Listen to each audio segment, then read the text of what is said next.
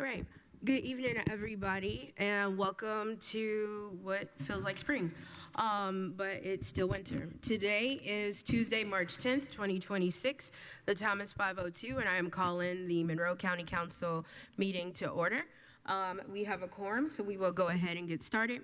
We have here in the Nat U Hill rooms, Councilmember DGH David Henry, Decker, Wiltz, and Feidel. And we will go, and it looks like we have Councilor Hawk that is also joining the building as well. So, all those that are able to, please stand for the reciting of the Pledge of Allegiance. I pledge Allegiance to the flag of the United States of America and to the republic for which it stands, one nation, under God, indivisible, with liberty and justice for all. All right, thank you so much for that. All right, next up is item number 3, which is the adoption of tonight's agenda. Would anybody like to make any changes to tonight's agenda? I certainly can. Yes, go ahead. I'd like to move to add item 10B, a discussion and approval of resolution 2026-02, renewing the Monroe County Council's commitment regarding a new jail facility. Are we doing that? I didn't think we were, but okay. It's what's on here. I mean, that's up to all the rest of us here to do that. And I'm getting glances at the table here. Oh, okay, all right. So I think already have voted. I wasn't sure if So we're not gonna do it? Okay, No. that's cool. Okay, I was just following up from last time. okay. Then there's the second, the request. You want me to do that? Yes. We've had a request to move the probation department's additional appropriation up on the agenda, so I move to have item 7H moved to follow immediately after item 7A on the agenda. Second. Okay, we got a motion and a second to move the item 7H to 7A on the agenda. Are there any other agenda amendments for tonight? All right, and seeing none, since we have a quorum and there's nobody participating virtually, all those in favor of approving tonight's agenda as amended signify by saying aye. Aye. Aye. All those opposed, same sign. Okay, motion carries. All right, next up, we see some friendly faces here in the Nat U Hill room. And so this is the items for public comment. And so public comment are for items that are not on tonight's agenda. So those that are wishing to speak, you have the right to do so. But those again are for items not on tonight's agenda. So if you've never spoken here in the Nat U Hill room before or virtually, you could come up to the lectern here in the room. You'll have up to 3 minutes and it'll be displayed on the TV monitors here. State your name for the record, and again, you'll have up to 3 minutes. And if I didn't say so, there's a sign-in sheet there that you'll just need to sign in and write your name in. For those that are participating, rather virtually, you can raise your hand via Teams, and then we will acknowledge you. So if there are any takers here in the Nat U Hill room that would like to make public comment for items not on the agenda, please go ahead and do so.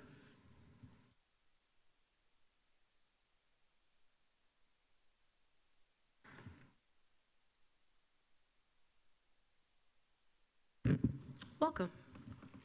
Hi, guys.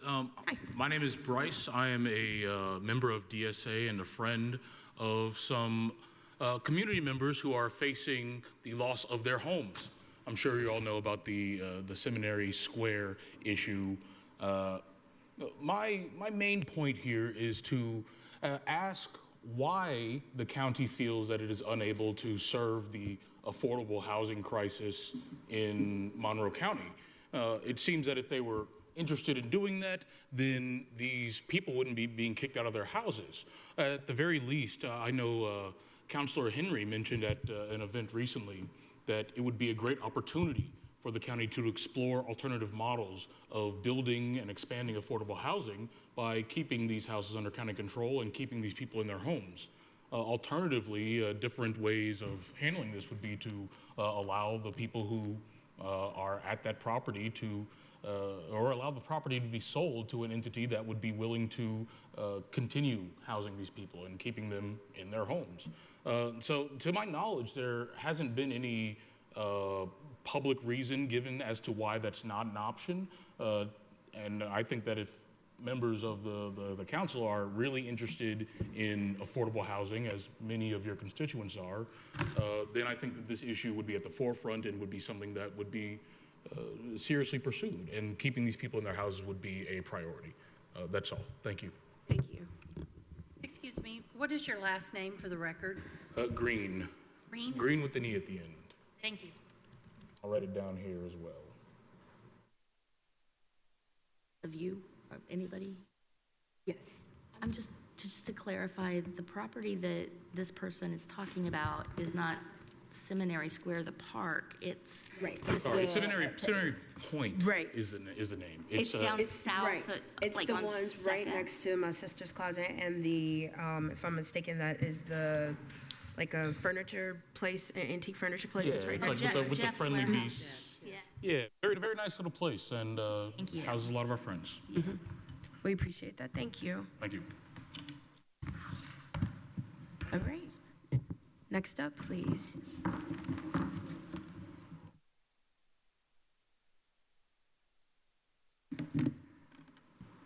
Hi, I'm T. Randall. I'm a resident of one of the buildings set to be destroyed. I'm here to urge the County Council not to displace residents or destroy the Seminary Point apartments at the corner of South College and 2nd Street. Monroe County is in the middle of an affordability crisis, affordable housing crisis, and every step should be taken to preserve and expand meaningfully affordable housing. If the county is unwilling or unable to maintain the block, they should give it to someone who would be, whether that's a community land trust, a cooperative, or some other structure. There's no shortage of funds available in this county to preserve affordable housing for those who are willing. Thank you. And I'm trying to log into Teams, and I wanted to come back to Teams to see if there's anybody that wanted to raise their hand to make public comment. Again, for items not on the agenda, you can raise your hand via Teams. Seeing none, I'll go back to the room here to see if there are any takers for public comment on items not on tonight's agenda.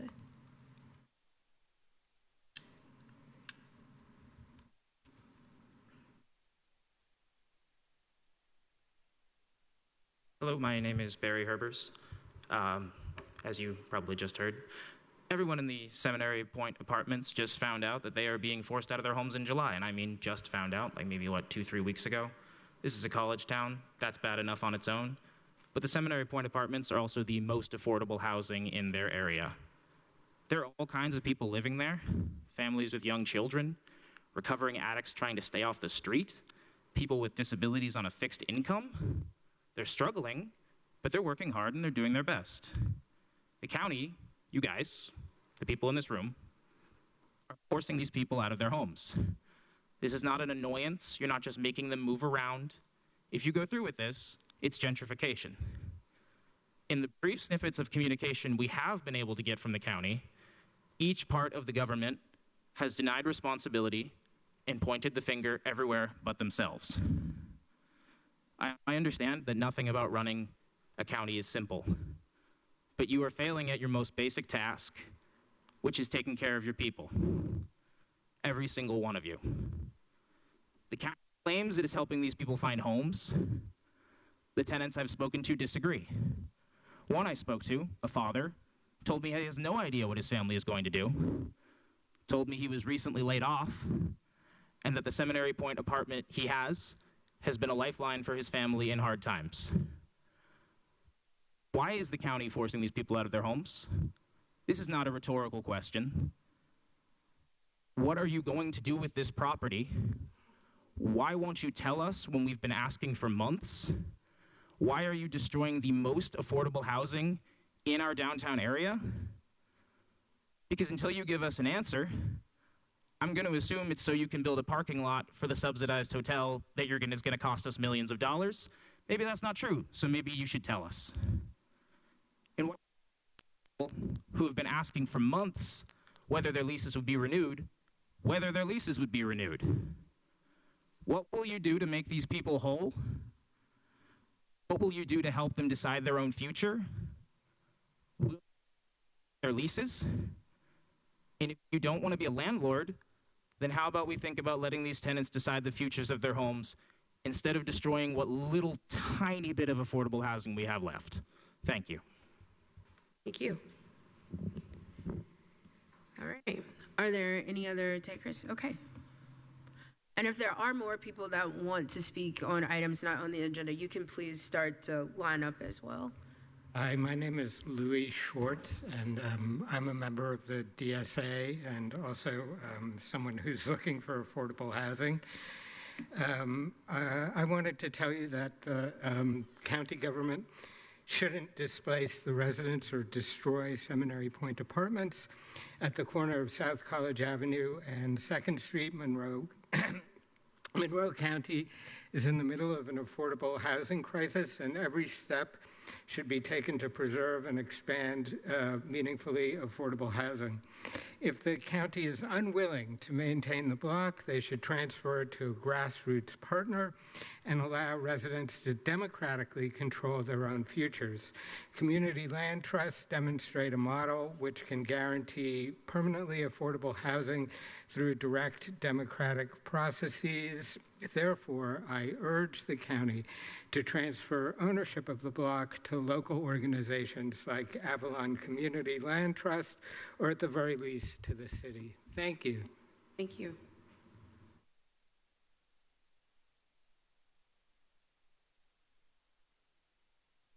Hello, my name's Sarah Mosher, and I wanted to ask the members of the council not to destroy the Seminary Point Apartments. And I think it's a good area right there, especially it has Artisan Alley and Friendly Beasts, barber shop, and the shops and other businesses. It's a good place for the community to gather, and replacing it with a parking lot doesn't quite seem like the same kind of payout. And I'd also like to state just that my family, who has been in here for many generations, at one point, my great-grandparents, they didn't have a place to live because they also struggled with affordable housing. And when they finally did find some, they're able to settle down and build their business, which turned into May's Greenhouse, that has been a small business in Bloomington for a long time. And the more affordable housing that we shut down, those are more families like my family was that were pushing out of the county, whereas since they were able to finally find some affordable housing, they were able to settle down, and now there's dozens of my family who've been able to live here for generations and contribute to the county and pay taxes and start businesses and contribute in that way. So hopefully we can think of some alternative, whether that's transferring it to a grassroots partner like has been mentioned, whether it's the Bloomington Housing Collective or the Bloomington Housing Authority that has the Summit Hill Land Trust, for example. If we could somehow find a way to transfer it to a land trust that could preserve it and preserve that affordable housing, that could lead to other generations that continue to contribute to the county. So thank you. Thank you.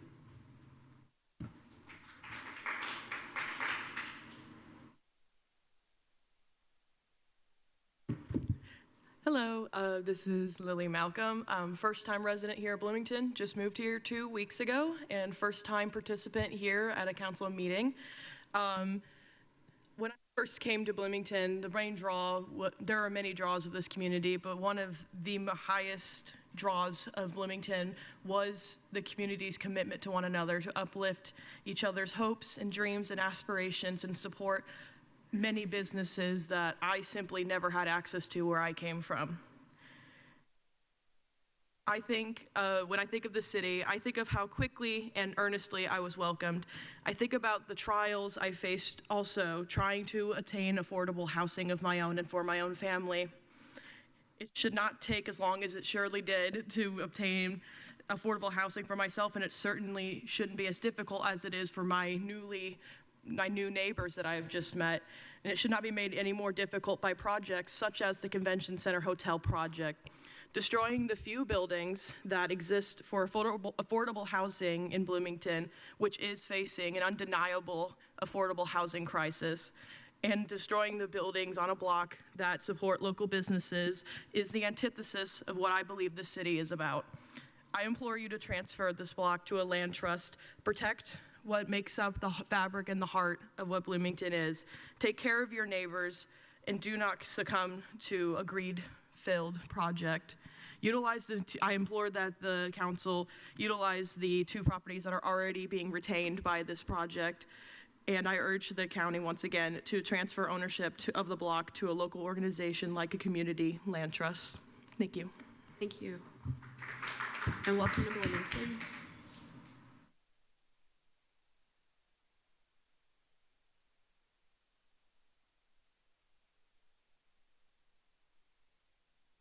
Good evening. My name is Hugh Farrell. I'm a longtime Bloomington resident, and I wanted to really focus on the ways the communication around this project has been chaotic, that it's been extremely unclear what the plan is for these buildings and how this affects both residents. I think others have already spoken to the ways that having an extremely short timeline, especially given how structured the rental market is here, most people are signing leases September, October, November these days, and just what it means to have this short of a runway. And that there's then additionally been very chaotic communication with the residents and assurances that people are being rehomed. I mean, this is the kind of language that's been used is mostly how we talk about rehoming animals, but this language is going around that residents are going to be rehomed, that it isn't going to have an impact on them if there's a certain level of temporary subsidy to move into more expensive units elsewhere, but that really there's huge amounts of research that show that displacing people from their longtime communities has decisive permanent impacts. And when there's long-term residents here that are on fixed incomes who have been excluded from other forms of housing, where you have elderly folks, cancer patients who've depended on walkable housing in Bloomington's core, who are now going to be displaced and displaced from people they've known for decades, that is something that's going to have not just public health, but health impacts on these individuals, and that they've not received clear communication at any point. And likewise, there's not been clear communication with the small businesses, and this is just a total disaster, for any of these businesses to survive. Businesses that have been told that they will have until the end of the season are instead being told now that they have to be out July 1st. I think season implies October, November already. This is very unclear, but again, it goes hand in hand with a lack of clarity that's been displayed around this project, and now that's being moved up till July 1st. This is the way that you successfully kill a local small business, is to take away beeline fronting and replace it with uncertainty, replace it with quick turnarounds, and damage the ability to communicate with their customer base. And so I just would really, really, really appeal for clear communication from the county ASAP to figure out what is going on, who the decision makers are, why is it that it seems as though one of the small businesses will be allowed to remain until next February, why is everyone else being forced out earlier? So given these inconsistencies, just to have clear communication ASAP. And I just really think in the next weeks, because otherwise people's lives are really going to be affected, businesses will be destroyed, and it'll be really clear that it'll be on the county's hands that this will have happened. So thank you all for your attention. I'm sure we can count on you all to deliver that communication as well as real solutions. And I think real solutions mean not displacing people and not destroying affordable housing. Thank you. Thank you. I'm gonna pop back to teams to see if there is still anybody that hasn't had a chance to speak. If so, you can raise your hand and you'll have, state your name for the record, and you'll have up to 3 minutes. And still seeing no takers on, oh, we got one. Okay, so the name is Rowan. So if you are able to unmute, officially state your name for the record, and you'll have up to 3 minutes. Yeah, hi, I'm Rowan Morse, lifelong resident of Bloomington. I just wanted to join in and have my support on the record for transferring it into a land trust. Thank you. Thank you.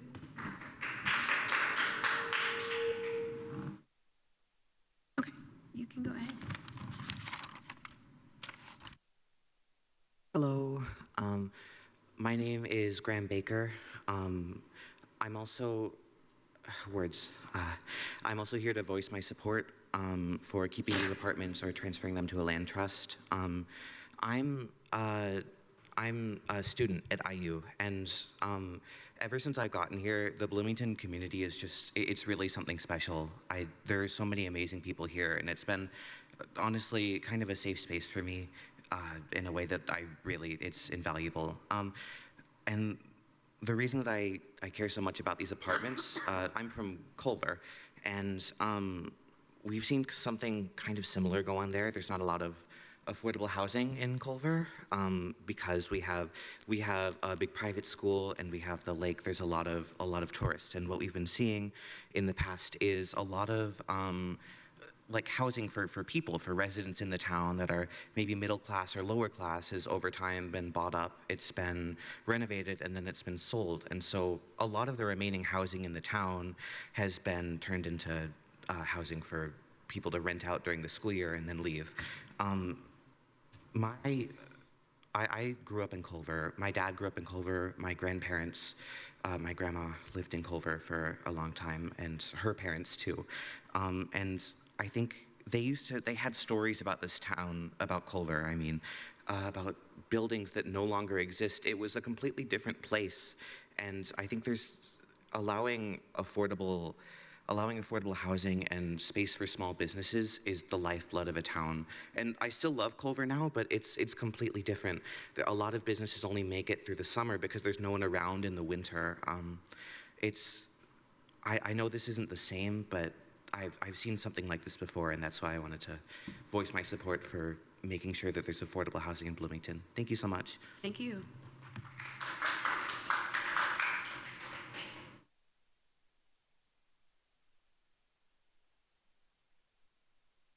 Hello.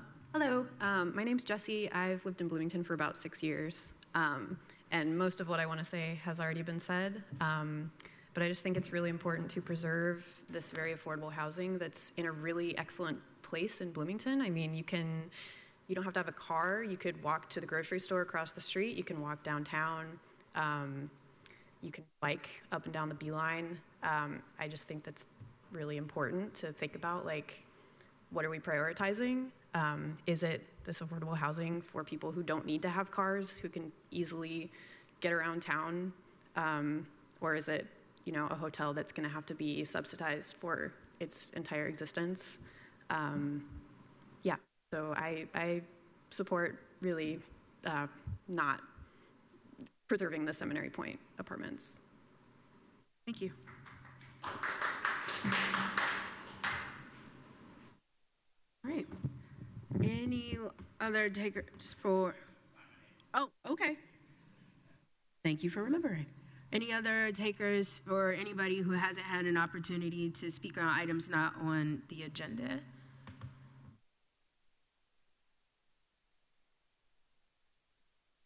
It's okay. Thank you for remembering. And as you all are doing that, I'm just going to go back to teams here to see if there is anybody else that would like to make comment for items on, or make public comment for items not on the agenda. Raise your hand if you'd like to do so. All right. Still seeing none. I'll pop back here one last time to see if there's anybody here that would like to get their 3 minutes to speak here.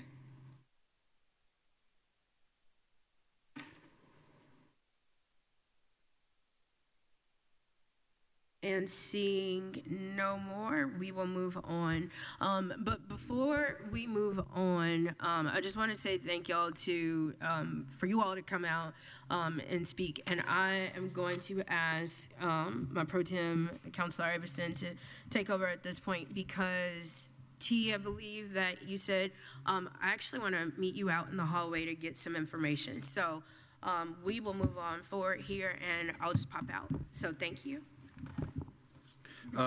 We are going to move on.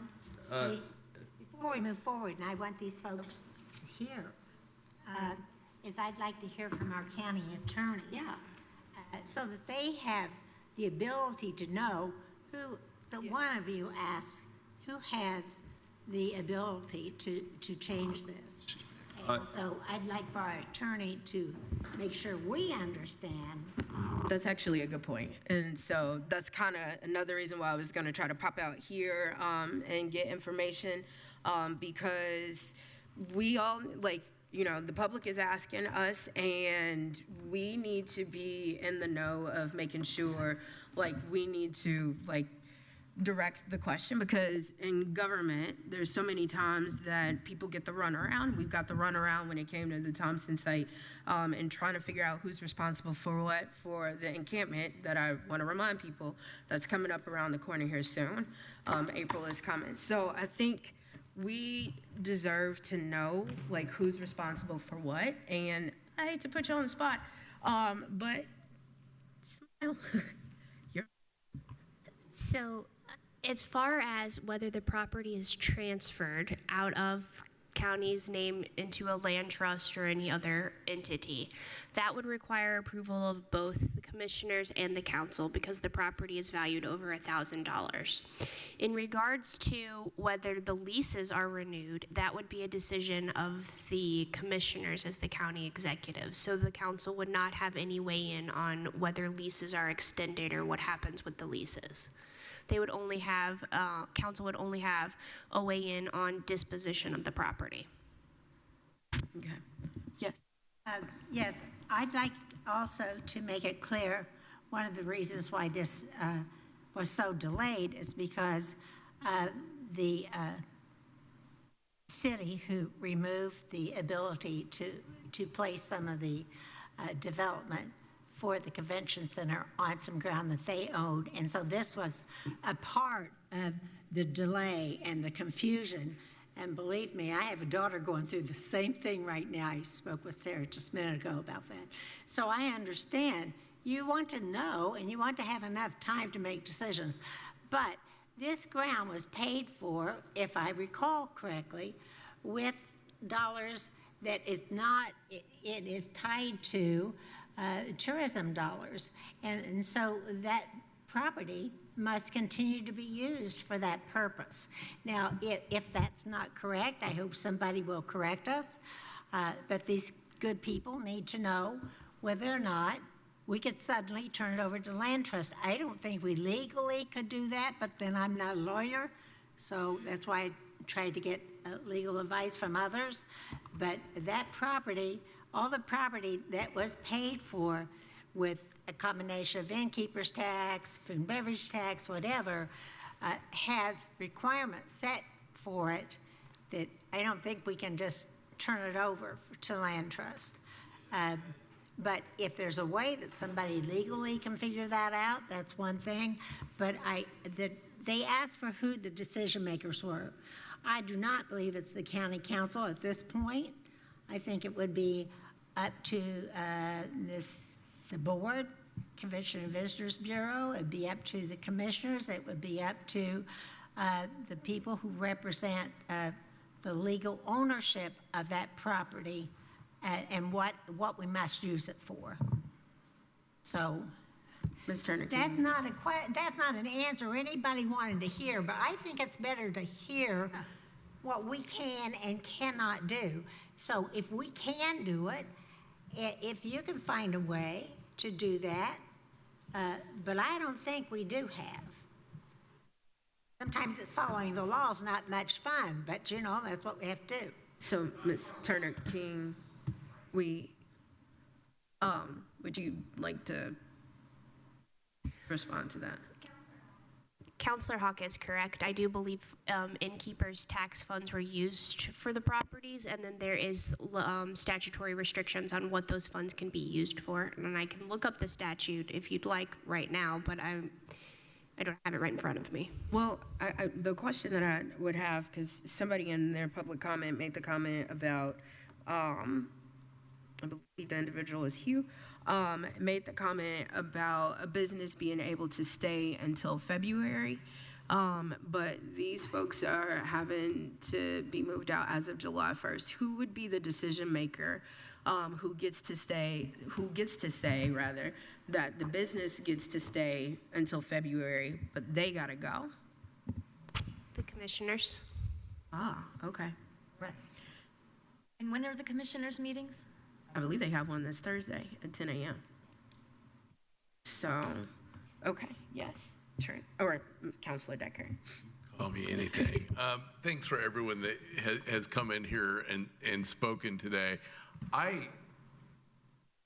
Not to try anything splashy or anything, I've tried to get pretty solid answers on this, and I'm not getting solid answers. And I think if I'm not getting solid answers, and the public's definitely not getting solid answers, particularly the vested public, I think somebody at that decision-making board of commissioners, I think somebody needs to come talk to individuals about this, and also that there be parity on that between how we're treating one affected individual and one affected business.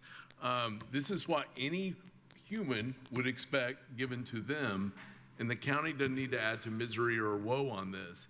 But I am a little bit frustrated that I hear, well, this, but I don't know about that, and this, and if not but that. And when people want to live somewhere or we're making a decision about it, how they're treated doesn't come down to a legal decision as much as a safety. I mean, there's a whole ring of research on this, and I just think that the folks having those conversations with all these entities, the commissioners, it sounds like, that there needs to be a representative or somebody or them or whoever that is making this more clear, because I, sitting here today, having made numerous inquiries on this, am not getting consistent, straight answers on this, and I get why people would be frustrated, because I am too. I'm extremely.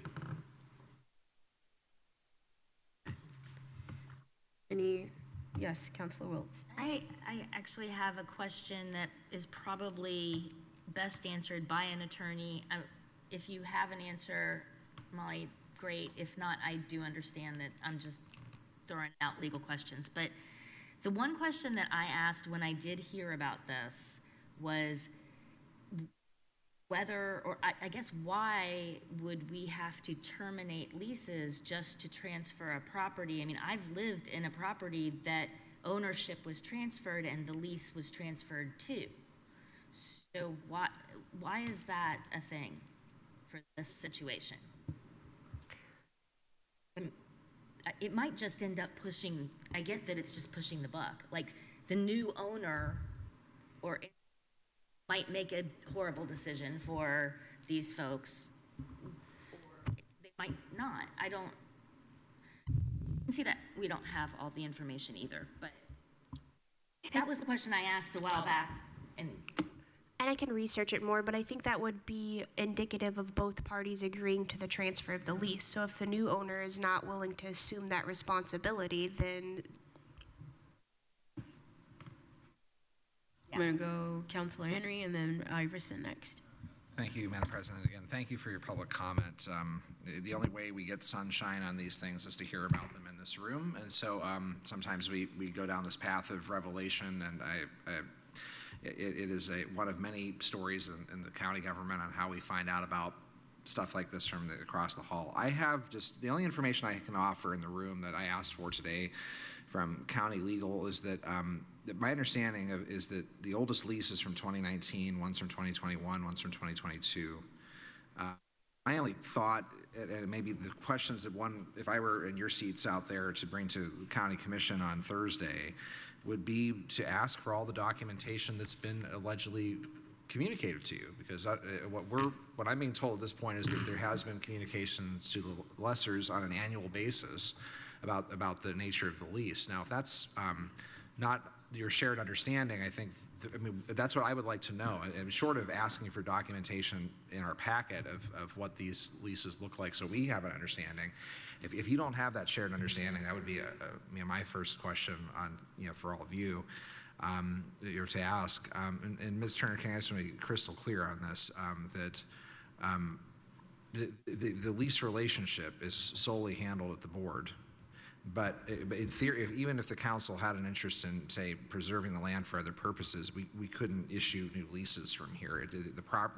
There's a difference between the contract and the property, correct? Correct. The leases would be the Board of Commissioners. So it sounds like Thursday should be an interesting day, but I mean, I have information that says that the county, sorry, the way it was put is informed of the annual nature of the leases. So I don't know what that term means, but if there's clearly confusion at public comment about what the leases mean that we just heard. I think that's just worth sharing what little I know at this point. Okay. Anybody else that have any? Oh, sorry, I told you I was coming back to you. Sorry, Councilor Iverson. I would agree that with what was said here, and I've been very vocal about this, we need more housing in our community, and the term affordable housing has been made absolutely meaningless by the inflationary nature of what's been happening. And so we do need to have more housing in this community, and it needs to be made available to folks at a number of different income levels. I completely agree with what the commenters have been saying. Now, in what my understanding has been is that as folks have been notified of this change and a date by which they needed to leave, there has been a number that folks can reach out to seek advice on other areas of housing. Do we have, is that a contract that the commissioners have? Do we have that number that we can display publicly in this meeting?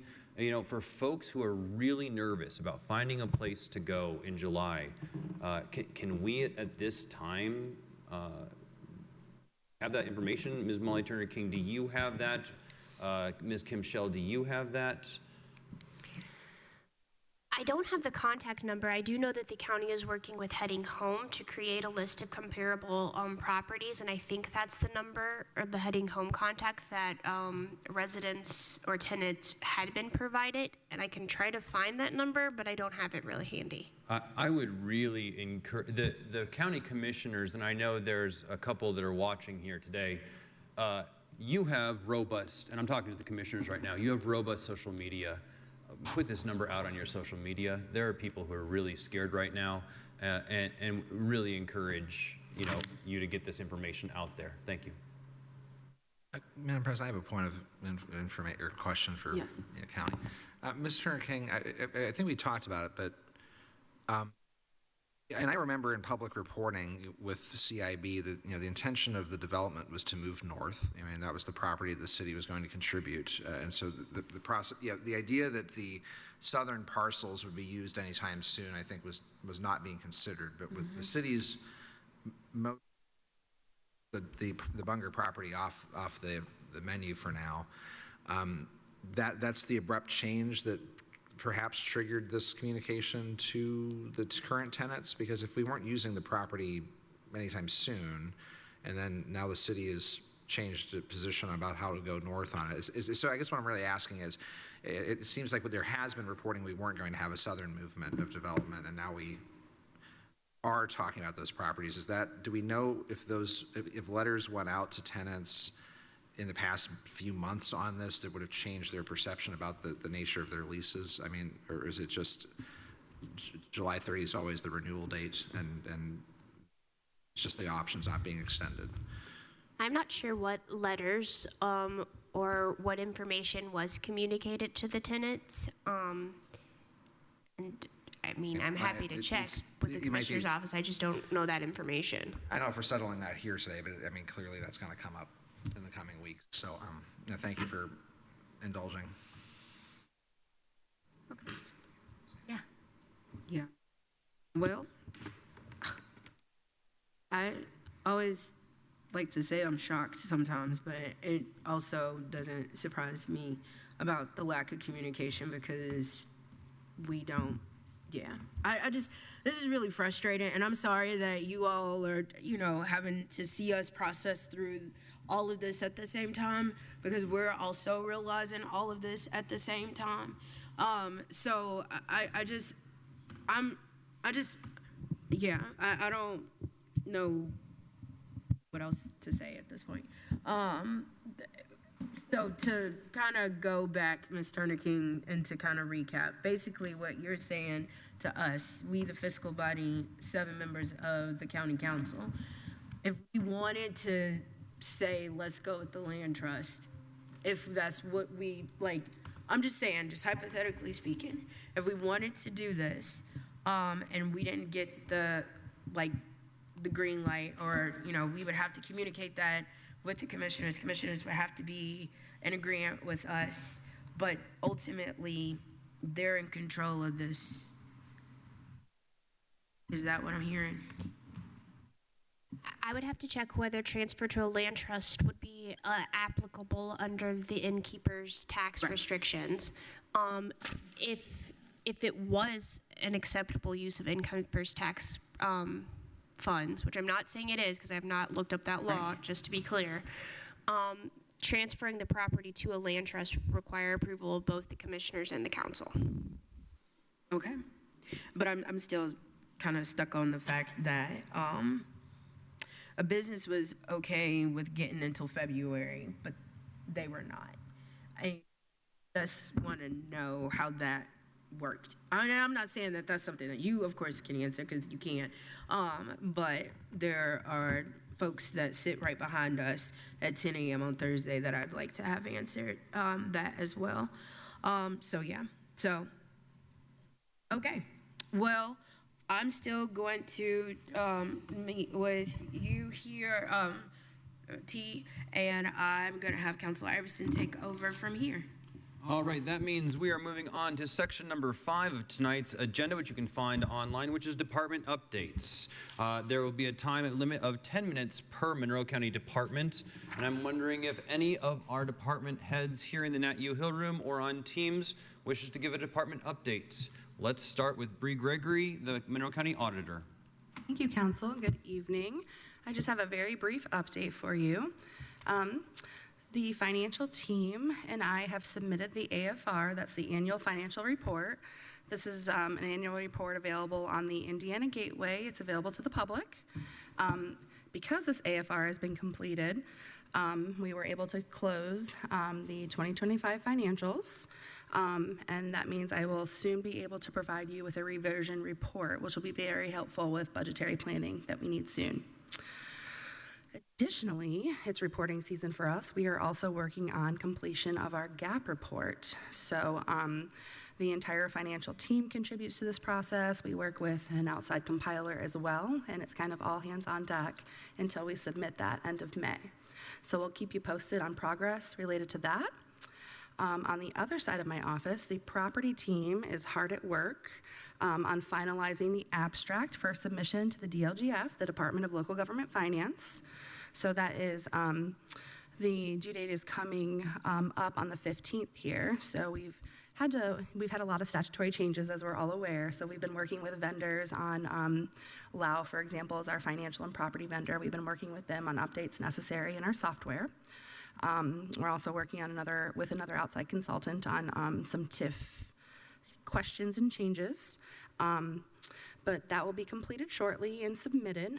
Just for the public, the abstract is kind of like a snapshot of 2025 payable 2026 assessed values, TIFs, and taxes. And then regarding taxes, the treasurer is graciously allowing us to include a little slip of paper for the public that will kind of describe all of the statutory changes that affect taxpayers. We're also including contact information, so if they have further questions, they are welcome to reach out for clarification. So, yeah, thank you. Thank you, Ms. Gregory. Are there any other departments online or here in the Nat U Hill room? All right, I'm gonna go, I saw a council member down here. First I'll go to my right and then I'll go to my left. I wanted to comment on the auditor's report, and congratulations for getting as far along as you have. But for us to all understand, that abstract is everything. And that is one of the things that our advisor from the AIC, Jamie, had suggested, that we don't move forward with these plans to meet with the city and so forth having to do with the changes from Senate Bill 1 from 2025 until we get further information, and this abstract was a big part of that further information. So we're not ready right now, as we said today, to make any long-term plans until we all understand what the abstract is going to tell us and the other figures that we put together. We just simply would be making a huge mistake to be doing anything large right now because we don't have the numbers. Boring as it may be. Thank you for that reminder. I saw Mr. Deckard next. Yeah. I was just going to ask the auditor, can we get a copy of that little slip that's going out? I think it will be helpful for us to stay on the same page on the language we use as what you all that actually have a counter and interactions with the public. Absolutely. We just kind of finalized and had legal approved today, just the consolidation. We had information that was too large to go with the tax bill. So and we have the consolidated version that I can send to you all later today, even during the meeting. Okay, thank you. All right, Mr. Henry. Thank you, Mr. President. So, Bree, if you can remind us how last year's opinion was on how well we're doing with the generally accepted accounting principles, or GAAP. There's an extra A in there, but would you mind reminding us how great we are? I would love to share. The county had an excellent audit, no reportable findings, and we are in wonderful shape as far as our reporting. Sorry, I got excited about GAAP with 2 A's. Thank you very much. Does anybody else want to nerd out? All right, seeing no hands. Are there, go back here, any other departments? Seeing none, let's move on to our consent agenda items. I'll start with A, with the clerk's office. Mr. Deckard, would you mind reading the motion? Absolutely, Mr. President. Council's a reminder, this item was tabled, pardon me. This item was tabled from the February 24th council meeting. I move to open for discussion and possible approval of the clerk's request in Fund 1000-0001, County General Clerk, to create account line 16800, transitional temporary training position. Second. We have a motion and a second, and I think Kim Schell or Molly Turner King, you're going to walk us through this? So this was a request that was originally presented at the last council meeting. At that meeting, the clerk's office was approved as an exemption to hire a new chief deputy. There was a question as to when the exiting chief deputy's last day was. And so after the council meeting, we were able to confirm that the exiting chief deputy's last day will be March 27th, and that there will not be any cross-training between incoming and exiting chief deputies. Excellent. Anything to add, Ms. Kim Schell? No. All right. I think in that case, are there any questions from council? I see down here Ms. Hawk. Yes, can you remind us, since the one that's exiting on March 27th, I think you said, when does the new one start? Will that be starting like 28th or when? Unless the transitional training line is approved by council today, the two people cannot be paid out of that same account line. Thus, if the incoming chief deputy would start on March 30th, because the exiting chief deputy's last day is on a Friday, so it would be the following Monday. Thank you very much. All right. Any other questions, comments? Mr. Henry? Thank you, Mr. President. I think given that this has been overcome by events a little bit, I would recommend in motion that we table the item indefinitely. Second. Hearing a motion and a second, is there any further conversation? Any public comment? All right, I think we need we can do a voice vote on this, can't we? All right, all those in favor, please say aye. Aye. All those opposed? The ayes have it unanimously. All right, we're going to move next into council business, and we're going to start with our Technical Services Department, Mr. Greg Crone. Can someone please read the motion? Council, I move to open for discussion and possible approval of the Technical Service Department's request to be exempt from the hiring freeze and be allowed to hire in Fund 1000-0106 County General Technical Services, a part-time support technician position. Second. All right, and we have with us Greg Crone, Chief Technology Officer and Director. It's a nice title. Tell us what's going on here. Well, good evening, everyone, and I appreciate you taking the consideration and hearing me on my request. So I won't read you the whole summary that I have here, but I will start out by explaining a little bit what our part-time positions are responsible for. In our office, part-time does not mean half work. They actually are performing the same duties that our full-time employees are expected to carry out. Their primary focus is the day and night meeting coverage.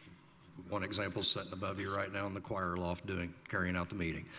When they are not covering meetings, they are expected to do along with the other full-time techs. They're building computers, they're deploying equipment, they're handling themselves and conducting themselves in the same fashion. When we interview, we actually expect the same skill set, and we only take those employees that show that same skill set as our full-time employees. In 2025, we were averaging 65 hours out of our full-time staffing, but due to some personal changes for some of our staff and the availability of others, that number's been reduced to about 44 hours now. I'm merely seeking to recoup those 21 hours that we've lost in the last several months.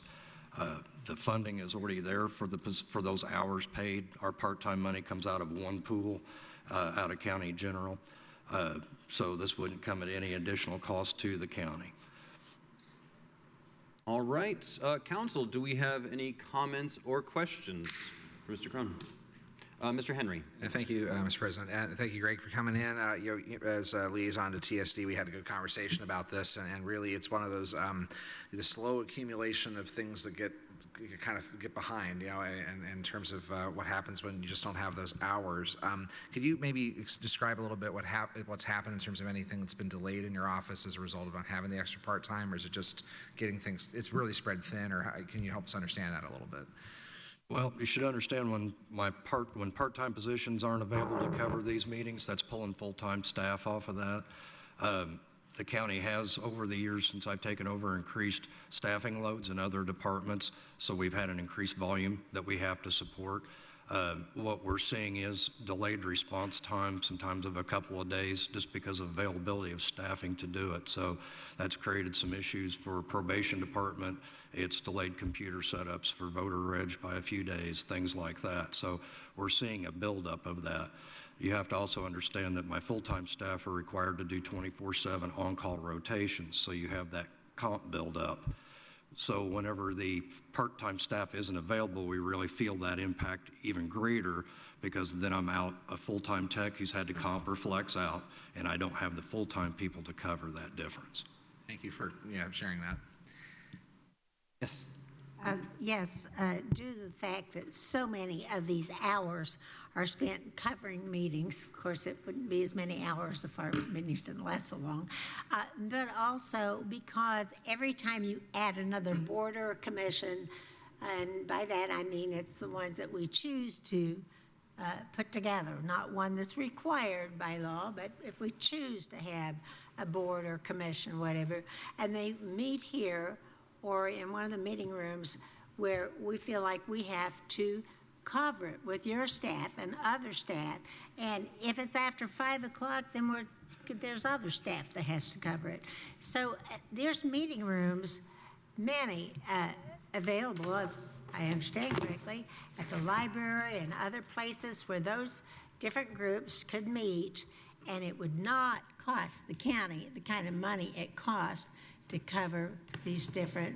So I think it would be good if we saw a list of the commissions and boards that were required by law to cover. It's actually, like the Board of Health and those, and see if there's any way we can reduce some of the expenses. But that's not up to you to do. That's up to the commissioners. They're the ones who put together however many boards and commissions we're going to have. But throwing that out there as a suggestion as we're going through trying to make sure that we're working as most cost effectively as we can. But in the meantime, you're stuck with what you're given. I would say many of the boards, and this has been with the help of the Commissioner's Executive, we've reached out to some of the boards, and where they can self-support on these meetings, they have done so. We've given them training, we've given them access, we've given them the ability to do it. So there's been a lot of work to try to reduce the number that we are having to cover, absolutely. All right, way down on the left here. So I'll just say for the public record, I hear Councilor Hawk talk about the other location like the library, but they've had to cut back also their hours and open times. And they are open only now, I think, until 7 p.m. So if something goes past that, that wouldn't be a viable location either. I just want to get that out there. Excellent point. All right, Mr. Decker. One thing I always appreciate thinking about when TSD comes in here is how much this all, the things you all have to manage on behalf of the county that I'm not sure anybody in life pick those things to come up, but technology, other things that change over time that now take more hours for you all. I mean, I look in this room since 2019, we've, even with the pandemic in there, the way this room is configured, the way that all this is available, that we were able to literally take Teams testimony today. We once had Zoom testimony. That is additional hours and services that we did not do that we currently do, and that the people in this community truly value and expect. They want to be able to weigh in on that. And other example I always give, it's not necessarily tied directly to you, although I know you have to deal with it, is the body cams. They the public, any political stripe, wants a body cam on an officer, a jailer. They want that of all different beliefs. Literally, our predecessors did not have any of that consideration. That's something that will evolve. 5-10 years, it'll be something else, and 25 more things. And we know a couple of years ago, you were also dealing with external things I won't talk about, but these things are just coming to it. So as people always want to talk about how we cut, the demands of society keep increasing, and we're only like skimping past it. So it's just something that I think people in our roles have to talk about, because back in the day when this all started, it was not like that at all. But everything changes. People expect more, and you got to deal with more demands too. So I appreciate that. Appreciate it. My office has done very well. The staff in my office have been very diligent to try to find ways to streamline processes, automate processes, do anything we can do to improve service without increasing costs to the county government. So we're looking at every nook and cranny we can to try and find a way to make things flow better, but there's only so much you can do. Councilmember Wiltz. Yeah, I haven't seen your department come up on the comp time reports that we get. And so that says to me that you don't have comp time overage, but I'm not sure, can you tell me, how would I know how much comp time you all have been using? Well, I can provide those numbers. We do our best to keep everyone under the 40-hour cap. Now, have been contacted by HR that we've got people going over that 40-hour mark. So that's where we keep, I've even put myself on the on-call rotation to take some of my staff. Otherwise, they'd be on call every third week for my full-time people. So to try to give them some breathing room and lower that comp time, I've picked up an on-call rotation myself. So they're flexing out, they're comping out, and we just keep getting a little bit further behind with our tickets and things because we're trying to cover that and stay under that 40-hour comp time limit. And just so you know, you're only seeing reports of departments where they're over the 40 hours. That's what I'm so saying. If they're staying under, Right. then you're not going to see that. We blade run a lot with that. All right, any other comments or questions? And let's see, do we do public comment on hiring freeze? Yeah, is there any public comment? Here, I don't see any on Teams, none in the Nat U Hill. In that case, can we please have a roll call vote?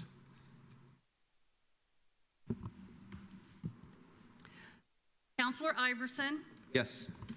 Councilor File, Councilor Wiltz, Yes. Councilor Hawk, Yes. Councilor Henry, Yes. Councilor Deckard. Yes. Motion passes unanimous. very much appreciated. Thank you. We'll see you up in the loft. All right, next we have a slew of highway department items. Let's go ahead and start with. Sorry. I'm sorry. No, we moved. We moved the probation, sorry. We amended the Lisa, agenda. I'm sorry, I wasn't here for the beginning. Sorry, Dr. Walt. That's my fault. Are then moving to the probation department, which is item number H. Council, I move to approve the probation department's request in Fund 81609626, Justice Partners SIM 93.788 for the creation of account lines 30006 contractual services and 30028 training travel, and simultaneously approve an additional appropriation of $40,000 in the services category. Second. We have a motion and a second. Mr. Anthony Williams here with us today. Tell us what we need to know. Thank you. I think many of you are aware that we've been receiving a grant from the Indiana Office of Court Services since around 2019 to provide some services. Over the last few years, we've been bringing Centerstone into our office twice a week to complete intakes with our clients rather than sending them off to Centerstone. That helps increase the attendance rate on that. So we're continuing to do that. This year, they did reduce the amount of funds that we are receiving, but we're grateful that we're still getting some funds. We have $30,000 to continue to pay Centerstone. They've been gracious to continue doing this project while we awaited the grant money. And then we have an additional $10,000 to spend in travel and training to help save in some of the other budgets and spending. Great. This sounds wonderful. Are there any comments or questions from council? Going over to my right. Yes. When I was going over these numbers, I was trying to figure out that it said that there was no matching dollars and that you were receiving $30,000, but you're asking to spend $40,000. So where did the other $10,000? What fund did the other $10,000 come from? So there's $40,000 total. $30,000 of that is in contractual and $10,000 is in travel training. Oh, then what we have here is incorrect. I have it correct on my sheet.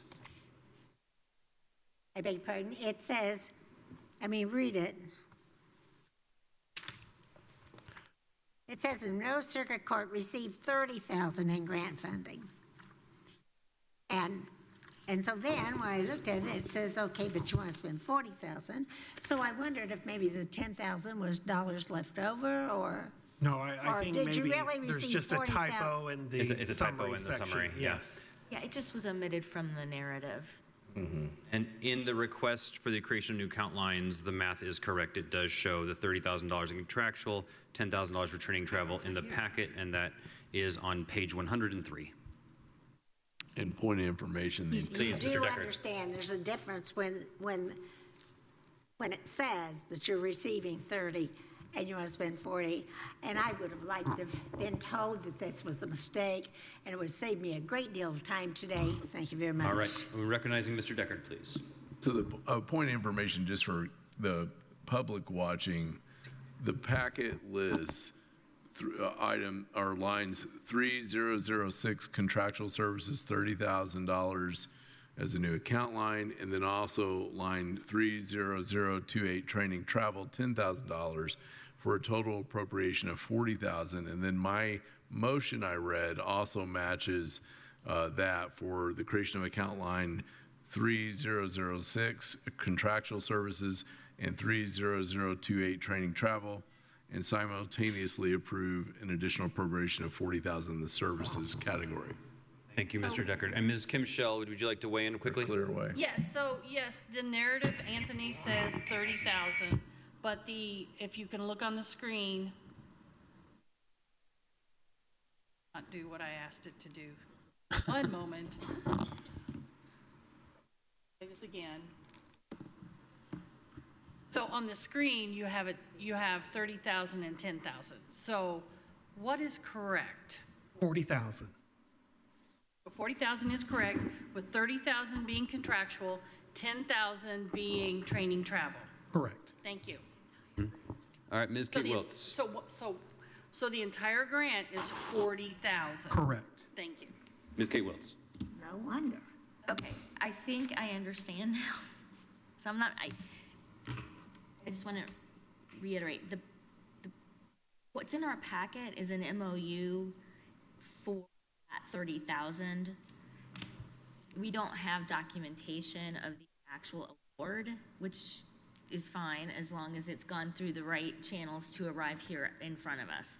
But I think that's where the confusion kind of came. But it is legit, according to y'all, that there's a $40,000 award. And our auditor is raising her hand. And I will recognize Ms. Bree Gregory. Thank you. Could you please confirm there's been a completed grant contract?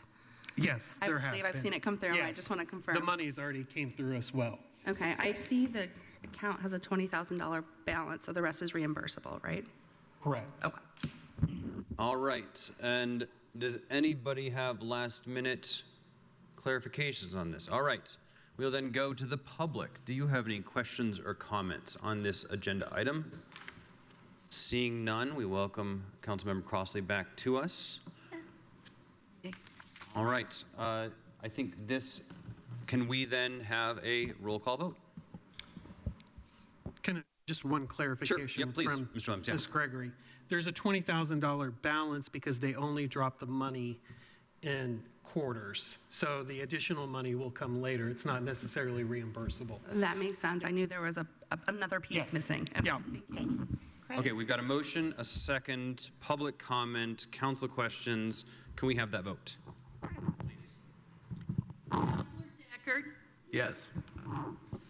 Counselor Crossley, would you like to vote on this? I did because I did my homework on this. And so I'm going to say yes. Thank you. You're welcome. Counselor Iverson? Yes. Counselor Idle? Yes. Counselor Hawk? Yes. Counselor Wiltz? Yes. Counselor Henry? Yes. Motion passes unanimous, 7-0. Thank you. Thank you. All right. I'm back again, like a bad sequel. Okay, next up is item B, which will be a lot of items from the Highway Department. Council, I move to approve the Highway Department's request for the creation of a new account line 31255 Sample Road in Fund 1169-0000, local road and streets. Second. All right, and Ms. Ridge, you're in for a marathon, so welcome. What can you tell What can you tell us about this? This is actually, we're going to have some costs possibly to finish out this project, so, and that there's a chance that it will not be, some of the change orders will not be participating items that would be reimbursement through the grant, so we're creating the line in the local road and streets, and we'll be able to pay those costs out of that fund. Okay, thank you very much. And I'm looking to my colleagues here to see if anybody has any questions or comments on this item. Look, all right, no. All right, and so we'll go to public comment. If there's public comment, you can come forward to the lectern here in the room or raise your hand via Teams. And seeing none, Councilor Iverson, thank you for taking over while I was out. My pleasure. We could do a voice vote? You can do a voice vote because this is a new account line only. Ah, that's right, okay. So, all those in favor of approving this item as presented, signify by saying aye. Aye. All those opposed, same sign. Okay, motion carries. Next up, item C. Council, I want to note for the record that the fund on the agenda is incorrect for the request submitted by the department, which can be found in the packet. Therefore, I move to open for discussion and possible approval by the Highway Department's request to be exempt from the hiring freeze and be allowed to hire in Fund 1197-0000 Stormwater Management 2 part-time intern positions. Second. Okay, Ms. Ridge. So we have been participating in this program for many years now. We usually have the interns from May to August when school starts. They will be no more than the 28 hours a week that is allowed at $18 per hour. I attached a brief job description of what we post, of what some of the duties are, updating our county's online permitting portal, OpenGov, assisting with implementation of countywide storm drain marking program, water quality monitoring, updating public education and outreach materials. So they're just great assistance to the full-time staff in the department. So we're just requesting to participate in that program and hire the 2 part-time interns for the summer. Okay, thank you. Questions or comments from council on this item? Yes, Councilor Hawk. Yes, I'm happy to support this for this year, but we have to keep a close eye on this budget, because we know if portions of this county is no longer, if it joins another municipality, we will not have the revenue from that. As a reminder, the revenue for stormwater comes only for those properties that sit outside of municipalities. So we would not receive that stormwater. So we want to make sure that we're not trying to do any of the stormwater projects inside the city or any other municipality, which would be Ellettsville, because they have their own way of providing for that, and they charge it in a different way. Ours is charged through the tax system. It's not a tax, really, but we have to put it on the tax bills because that's our only method of charging the folks, and so since we don't operate utilities. But just as a reminder, if we start losing any major portion of where that revenue comes from, then this revenue would not be available.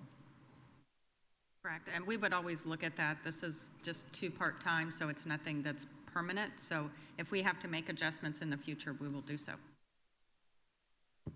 Are there any other, questions or comments from council on this item?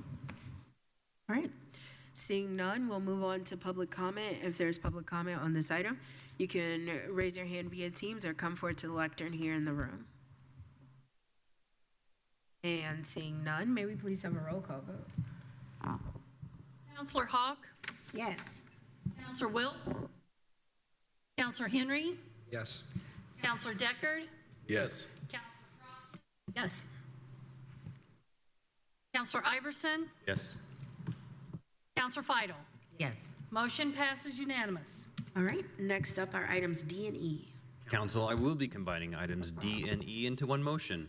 I move to approve the Highway Department's request in Fund 8168-0000, 2022 to 2025 bridge inspection, to approve an additional appropriation of $42,669.19 in the services category, and simultaneously approve a fund-to-fund transfer of cash of $8,534 from Fund 1135-0000 cumulative bridge to Fund 8168-0000, 2022 to 2025 bridge inspection. Second. Okay, Ms. Ridge. So we are wrapping up our 2022 to 2025 bridge inspections.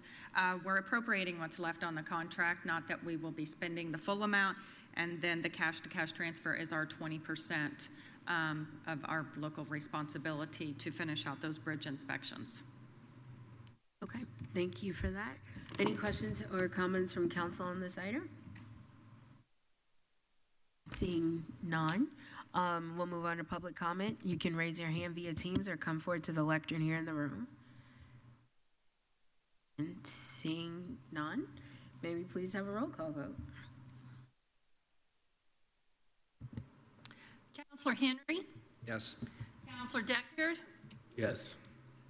Councilor Cross? Councilor Iverson? Yes. Councilor Fidel? Yes. Councilor Hawk? Yes. Councilor Wiltz? Yes. Motion passes unanimous. All right, item F. Council, I'll be combining items F and G into one motion. Therefore, I move to approve the Highway Department's request in Fund 9106-0000 Community Crossing Grant Program, or CCMG, to create account line 30006 Contractual Services, and simultaneously approve an additional appropriation of $1 million in the services category. plus a fund-to-fund transfer of cash of $1 million from Fund 1112-0530 Economic Development Lit Highway to Fund 9106-0000 CCMG. Second. Okay, what would you like to tell us about this one? So this is part of the CCMG grant. It's moving over everything into that grant fund, so it is good, easy for tracking. We did just receive the $1 million from NDOT this week. So I think it's on the April meeting I just turned in to come and appropriate that $1 million to put it into the line. The projects have already been awarded to a contractor.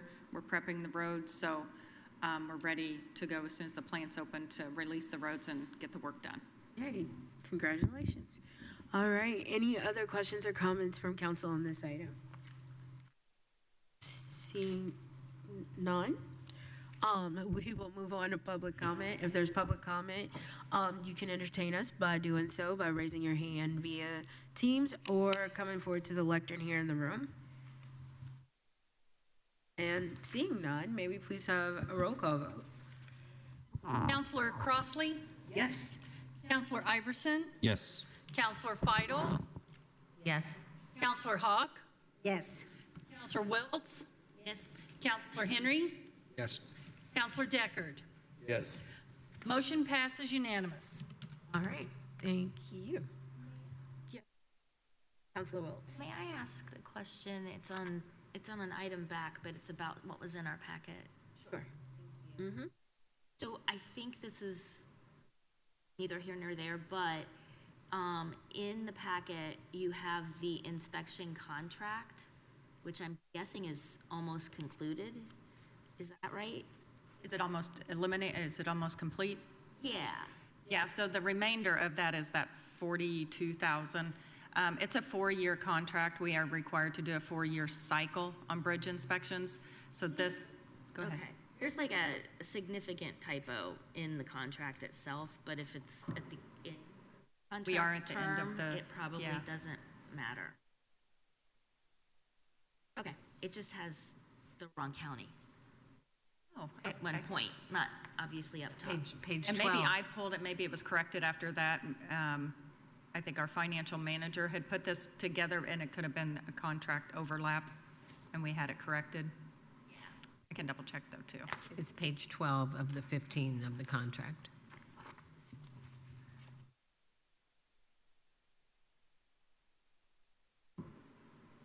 Well, That's it. I just wanted to make sure that you were aware, but I couldn't tell if, I don't know, it might not matter.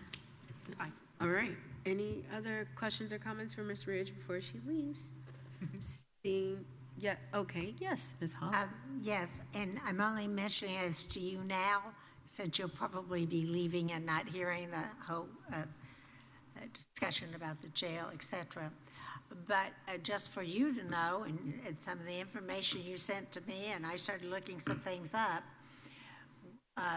what Allen County did, when we're saying, well, look, what Allen County did, whatever, they took away their Cume Bridge Fund and used the money from that would have come into Cume Bridge and put it to their jail project because the court said they had to build something. And then they tied all those expenses that would normally be paid from Cume Bridge over into Major Bridge. Now that's a part of the legislation that is all tied to Allen County. But we have to recognize when we say, oh, well, look, Allen County did it and whatever, but not saying how they did it to hurt the rest of the departments. I wanted you to hear that now. I didn't want you to hear it from me later. You know, I didn't want you to hear it by accident. We have discussed, there's only approximately, I believe, 6 to 8 counties in the state of Indiana that have a major bridge fund that meet the criteria to have a major bridge fund. We started out with 6 bridges over that 200-foot length. Now we will probably have at least 10 bridges of that length in the next 4 years. We have, I think, 2 of them under design. It would be great if the restriction was moved for all those 6 counties be able to use those funds like Allen County. How you have to get that through legislative, I'm not, that's way out of my realm. But would I support that? Absolutely, I would support it. Bridges get expensive, more expensive every single day to maintain. I don't think the funds should be tied just to the length of the bridge. I think it should be available to be used to make all your bridges safe for the traveling public, whether it be Major Bridge or Cume Bridge. And again, the cost and what DNR requires you on the length of bridges to be built in certain areas, that plays a big factor into that. So I am aware of the Allen County and that, but I don't know how to get that restriction moved off there, so. I think that we should work with the state to make sure that we're using that major bridge revenue to its highest and best use. And if there's more dollars there. As of right now, you can only use that outside of Allen County in the construction of a new bridge. You cannot use it for anything that's overhead or anything towards anything else. It just has to be for construction. So it's very restricted fund. The reason we had this conversation to begin with was because one of the positions that is needs to be paid for the highway department, I was trying to see, could we perhaps get it out of that major bridge fund? And by the way, for everybody who thinks I hate new taxes, guess who did the research to get the major bridge fund to begin with? Oh, we used to call it the Marty Hawk tax on the people of this county. But I'm telling you, everybody who lives in this county will eventually go across bridges. And our school buses do, and so forth. So we have to have safe bridges. And I'm grateful for the leadership we have in our highway department to make sure we're all staying as safe as we can. Of course. And on that note, we are going to give you back your time so you can go forth in the evening. Thank you, Ms. Ridge.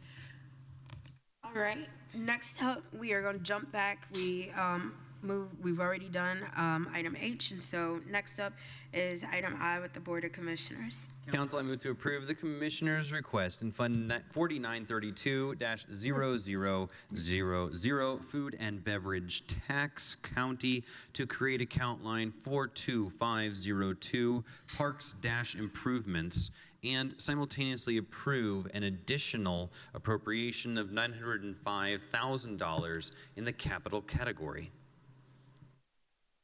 Second. Okay, we got a motion and a second. We are joined here by Ms. Kelly Whitmer and virtually Ms. Angie Purdy. Welcome. Thank you.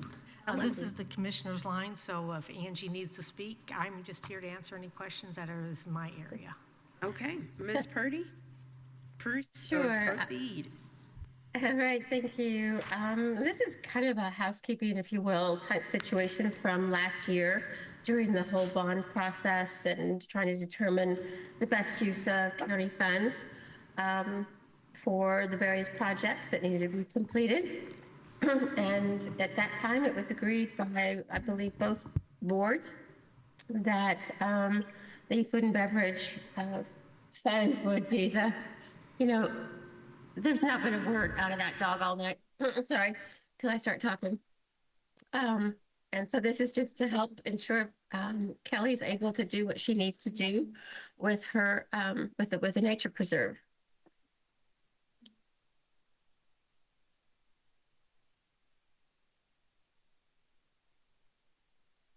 All right, is that it? Okay, all right. And I'm gonna look to my colleagues here to see if anybody has questions. Councilor Iverson has his hand raised first, so proceed. This is a question for Ms. Whitmer, as I beckon towards you that no one else can see. I don't know what I'm doing.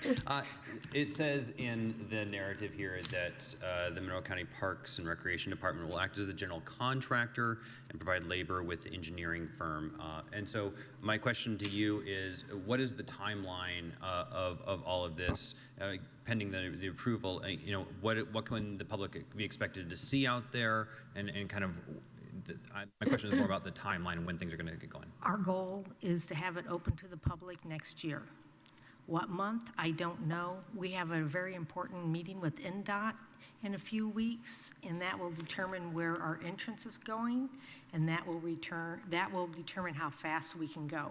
But our staff is ready to go. We have everything lined up as soon as hopefully you approve this, and we are going to move as fast as we possibly can. And we have our engineer on board. We'll go through planning and building and stormwater and get all of our permits, and we will move fast. Good to hear. Thank you. Yes, DGH. You, Madam P. Kelly, can you maybe just remind me or how the selection process for the firm works? Like, so BRCJ, are they on is that a contract that supports the entire Parks Department, or were they selected for the nature reserve, or how does that work? BRCJ has all of our maps and all of our engineering for all of our parks, so it makes sense to us to continue working with them. They have given us extremely good service at a very reasonable price. As I always say, I can't afford Lisa Ridge's engineers, so this is a local group who uses our parks, so they care deeply about what they do, and sometimes they've worked for free. So we can't do better. We really can't. Thanks for sharing that. Yeah, I appreciate it. Yes, Councilor Hawk. Yes, of course, the folks are not here now, but the ones who were here earlier, very upset that some of their friends were being told they had to be out by a certain time frame. And we know that the same thing has happened here on this property, where a lovely couple who'd lived there in that house for so long, and they were told, you know, it's time for you to move on. Just as a reminder, that's not a decision the county council makes. So I just wanted to bring it back to how we started the meeting and where we are now. And to be clear, we cannot, because of the way we accepted the ground, we cannot build low-income housing, affordable housing there. It can't turn it over to a land trust to build housing. I want to make sure that I'm repeating that correctly. That's correct. Thank you. Yes, Councilor Wiltz. I'm interested in the ways in which you've been working with other entities, both in the county and external, to kind of bring in all kinds of expertise on this, because I've heard snippets here and there. And anyway, if you could just enlighten us. We are so excited that we're working with Monroe County Soil and Water, the U.S. Fish and Wildlife, the U.S. Department of Agriculture, the Indiana Department of Agriculture, Purdue University, the watershed for Monroe County, Clear Creek, and we call her the Pheasant and Quail Gal. I can't remember what organization she's with, but we all meet every 2 weeks, and we are going forward with an absolutely gorgeous, beautiful plan that will bring tourism to this particular park. We'll be having prairies, trees, wildflowers, some cover crops, things that we actually don't have in this community. And we also will show things of like how farming was done and talk about corn and beans, and we're really melting it into nice to the community. And all these people who are helping us with all these expertise plans, it's all free. And excited. And we are so excited because what this is going to give the community in the future will be drop dead gorgeous. And it's not like any of the other parks or places, Payne Town, it's not going to be like any of that. It's going to be our own little goose pond without the pond. Without the goose. So, you know, we want color. We want, you know, beautiful things out there that people can see. We will have wildlife like you wouldn't believe, you know, wild turkeys and deer and every little creature that you can think of lives on this 400 acres. So it will be unique because it's right next to the city of Bloomington. You know how fortunate that is? It's not yonder, it's right here. that you can go into a different world and experience with your family and your kids and come back and go home and probably talk about what you saw out there. So it takes time, but we have a great plan and we're going to work the plan. You know, we're also coming with money to help us. I mean, they're so excited because they've never had 400 acres to work with. Usually it's like 5 acres, 10 acres. So they're like, this is special. This will be for decades, will be for generations to come. So in the Nancy Huntington, who owned the land, she just had one provision, recreational purposes. That's it. So no condominiums, no apartments, no this or that, recreation. So a lot of trails. We're going to have what I call an ADA patio, where if you don't have mobility, I want you to be able to get on this patio, you know, to have and look at the birds and everything. You can do everything your family can do. If you can't move around, you'll have some beautiful place to sit and look at everything. So, you know, we're very conscientious about that to make sure it is enjoyed by people of all abilities. Yes, Councilor Fido. So I really like this plan a whole lot, and so I intend to take my family there when it arises. But I also wanted to know, you mentioned 400 acres. I wanted to know if the whole 400 acres is dedicated to this, or what portion would be dedicated to this whole morphing of it? The whole what?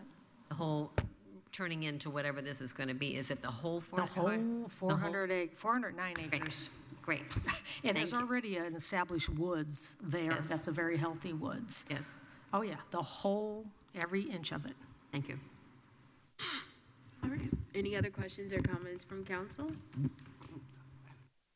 I'll go to Councilor Deckard and then I'll turn back to Councilor Hawk. I'll be quick, Councilor Hawk.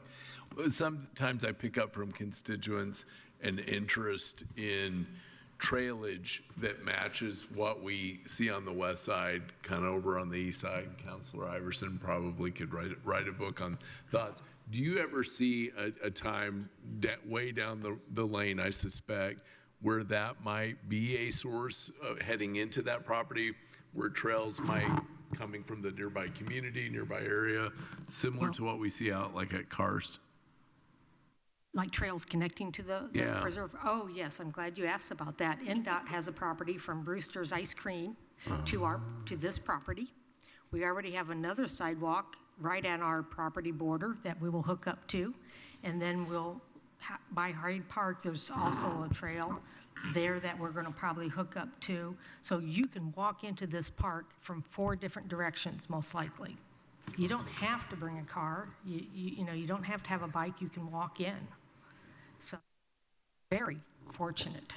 I think that's just my little opinion, and 25 cents will get you not much. I think that is a message that people should hear out there on this property, because they're getting it in their head for the first time, whereas something like Karst, we've lived with all our lives, so we see that, and I just think it's awesome. So thanks. And this is different. I can't emphasize how different this is going to be. You have me at Brewster's. All right. Councilor Hawk. Yes. As a reminder, I mentioned this briefly at the last council meeting, but who knows? Might be somebody else listening.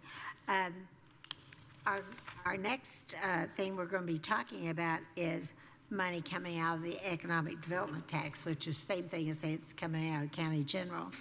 And that has to do with transportation. State Representative Peggy Mayfield had worked on legislation to encourage the use of this food and beverage tax, the portion of it that would have been collected in the town of Ellisville would go to the town of Ellisville, for which they could use it for transportation projects. And the county commissioners refused to accept that or support it in any way. They just said no. And so I mean, there's ways we can work better together than we did. And So I'm just saying, I know that this park, that's lovely, the parks are lovely, but rural transit would have also been a great thing to assist with that food and beverage money, and we did not get any support from across the hall. All right. Is there any other questions or comments on this item?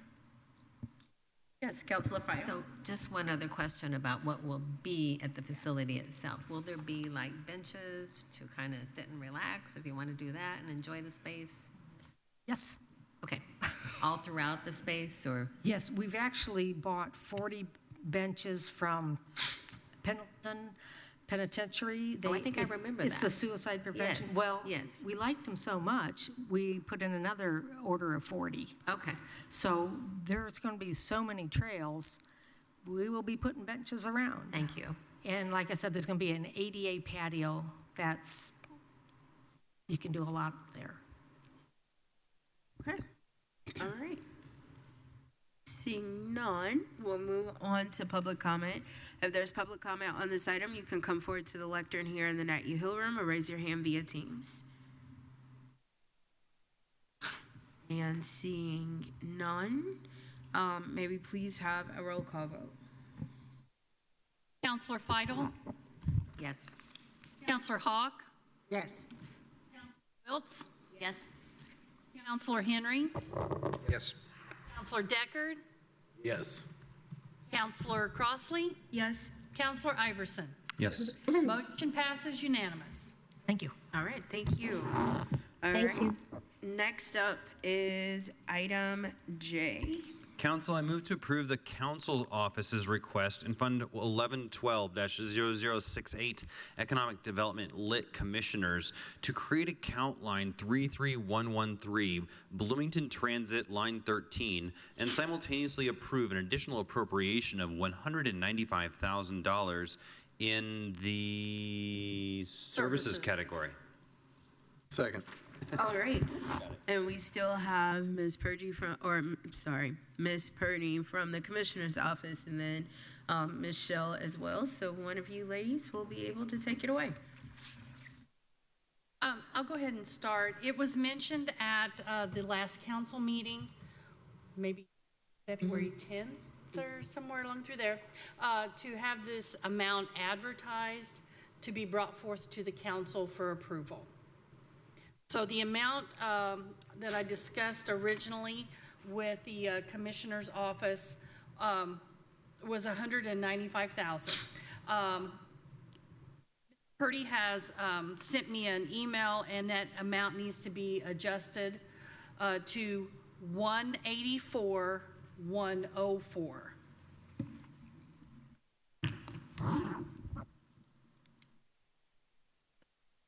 Yes, Councilor Iverson, sorry. Council, I move to amend my agenda to that number, $184,104. Consent.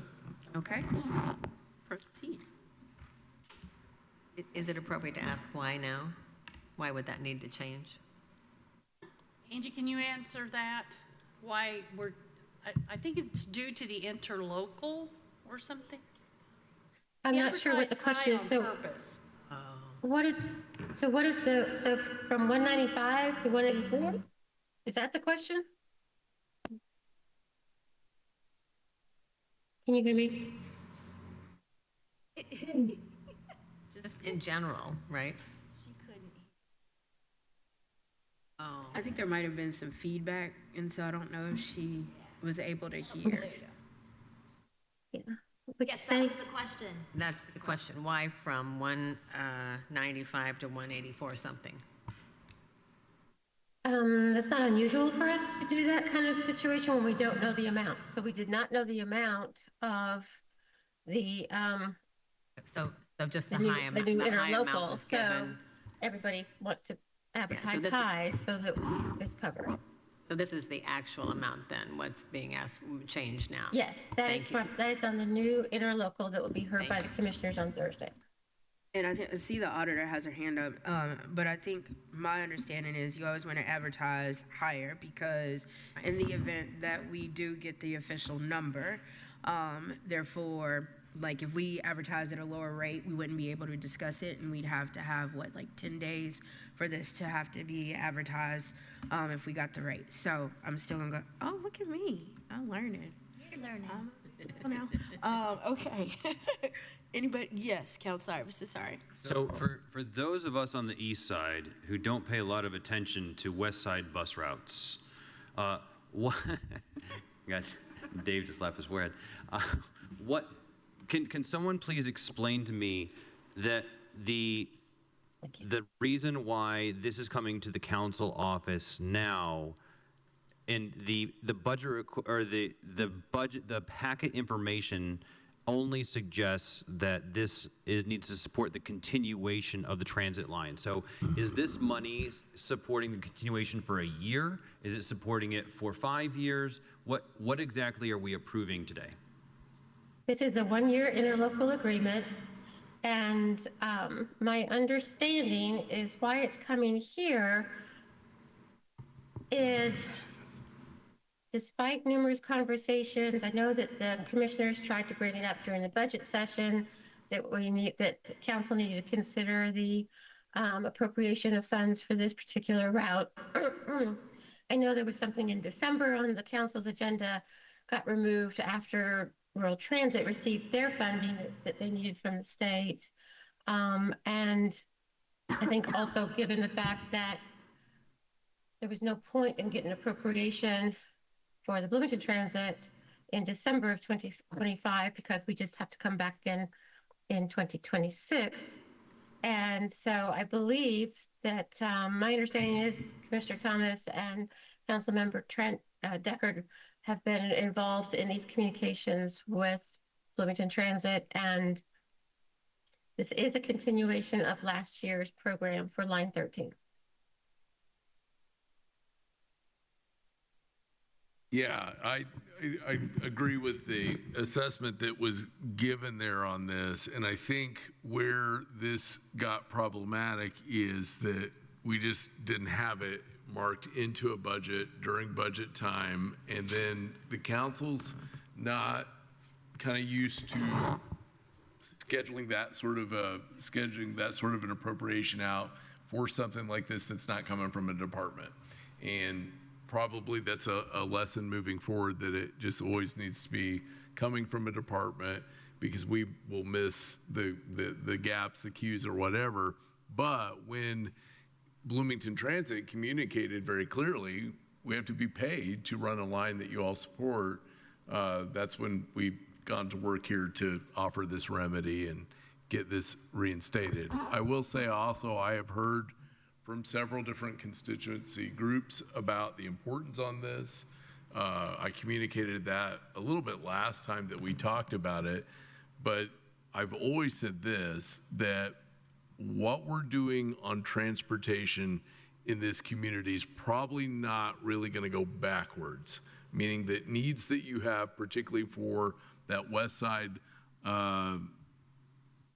life sciences corridor, the west side Ivy Tech location, that's all of this is probably not going backwards. And even for Councilor Iverson and the east side, people have to keep their eyes to these things as everything changes with how things are funded, et cetera, because again, our constituents are looking for ways to get to work. And as we heard from a constituent, or at least I did in particular on this route, this is something that they rely on, and ridership increases over time when something becomes reliable. So I wanted to kind of add that to that discussion.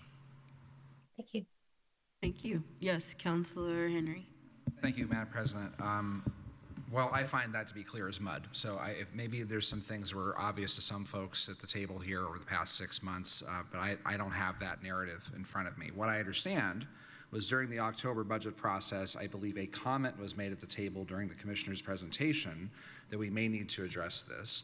Of course, that presentation occurred at a time when we were not considering the economic development lit for any funding of anything in the general fund. It would have been a general fund at that point, contribution at least. And then the next I heard about it was in our February 10th meeting. And so to the extent that there were conversations going on that were not shared with the totality of the body or the public, it puts us in that place where we're doing transportation policy by firefighting, where a bus line is going to run out of funding. We have only so many meetings to meet to decide how we're going to fund it. And I got to say, I mean, we do fund other things through the commissioner's office. So I guess my question, as I'm prefacing here, is this account line, as part of the economic development is the owner of the relationship in the Board of Commissioners office the same way we'd have a Centerstone contract or something else at this point? Like, who's the owner? Like, is it the Board of Commissioners?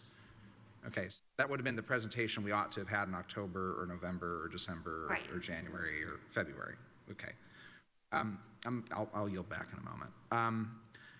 I mean, I support the goal. We got to patch where we got to patch. But I think to Councilor Hawk's comment earlier, it's an inconsistent message to the county about how we're doing regional transit.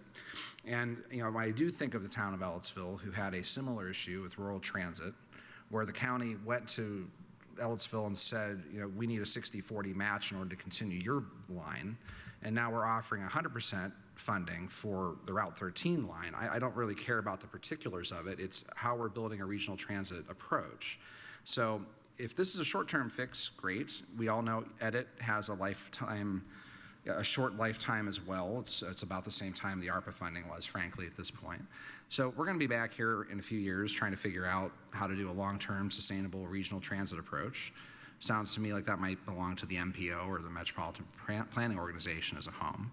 But, I mean, of course we're going to support people to get to their work. Of course we're going to support the public trying to rely on public bus services that they're building into their lives. But the process is important to protect the public so they know that the bus is literally going to run on time month after month, year after year. So I don't think it's fair to say, well, this is known to the public or this was a known thing. And clearly we don't have a regional transit approach that we're approaching yet. But it sounds like we need to start working on that. That's my opening thoughts on that, Madam President. Okay. Councilor Wiltz. Yeah, I want to say that the timeline from budget sessions in the fall through now, I agree. We heard briefly, didn't know, but we're working with a lot of moving parts here, and I guess I'm really excited that we're able to just help facilitate the continuing public transit in this part of the county that is critical to our economic development right now, and frankly has been discussed in the public and by the public for years. I mean, this has been in the works for almost a decade at least that I've been involved. So I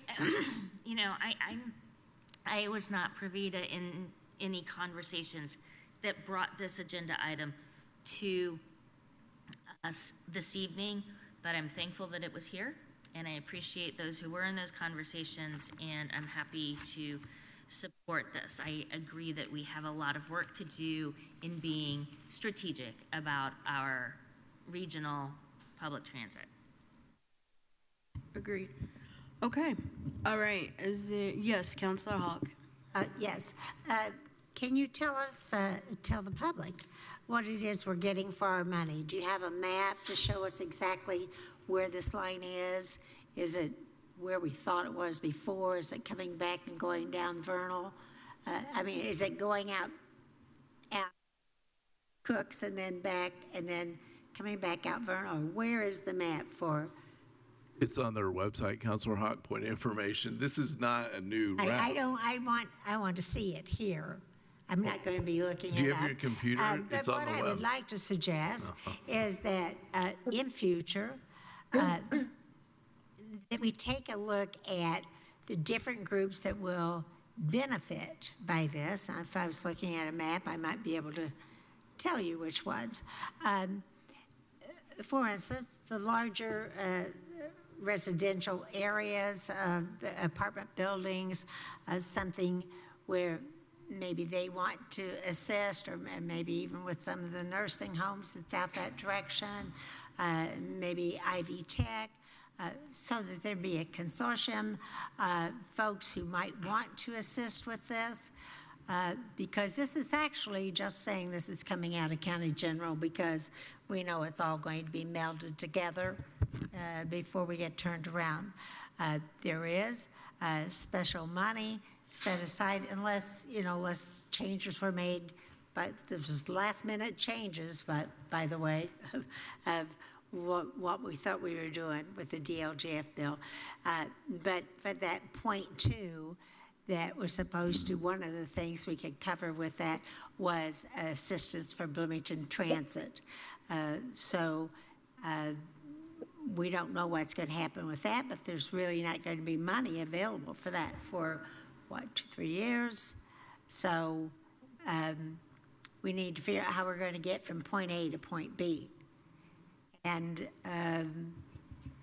so, I mean, I want to make sure that as we continue to grow the need for it, and people know they can rely on it, so then they won't be thinking about, well, I have to have 2 cars because my one partner's going one direction, the other one another, for their family. So I think it's something that we need to try, but I do not think it should be for more than 1 year, and then we'll see where we are with the rest of our revenue. What can we afford to do? Because as the commissioners keep trying to push us, make a decision about the jail, and yet this is a part of the money. And they want to spend a couple $100,000 a year. It's like, what is it you want? Oh, you want it all. I get that. I want it all too. So a couple of things, and I see hands raised, and so I'll go to Councilor Decker, and I see the auditor has her hands up.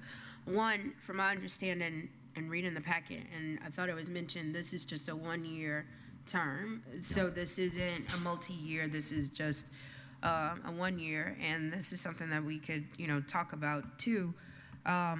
The other thing is, from my understanding and looking at the Bloomington Transit website, nothing has changed with this route. So there's nothing new or nefarious or anything with that.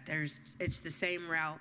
BloomingtonTransit.com, and I believe it is Route 13 that it is. And again, thankful as a mom of a child who goes to Ivy Tech, this is another thing, if she doesn't have her parents' car, that she could go to one of these stops and go on over to the west side. So I'll go to Councilor Decker, and then I'll circle back to the auditor. I appreciate the opportunity to bring us back to the public good and talk about this route. And I just want to note, this is the 2nd year of this route, and this is a 1-year appropriation for this. So let's take this. If we were taking, let's say we're downtown at our transit center, and I'm not able to share my screen because I'm not hooked up for that, but if someone on the bench over there wants to do it, it's fine. I'll walk you through it. So this route departs from the transit center, and it goes to Walnut Street and 14th Street here in Bloomington. It then goes to its next stop at Will Detmer Park before heading on past that to Ivy Tech, which is located on the west side, of course.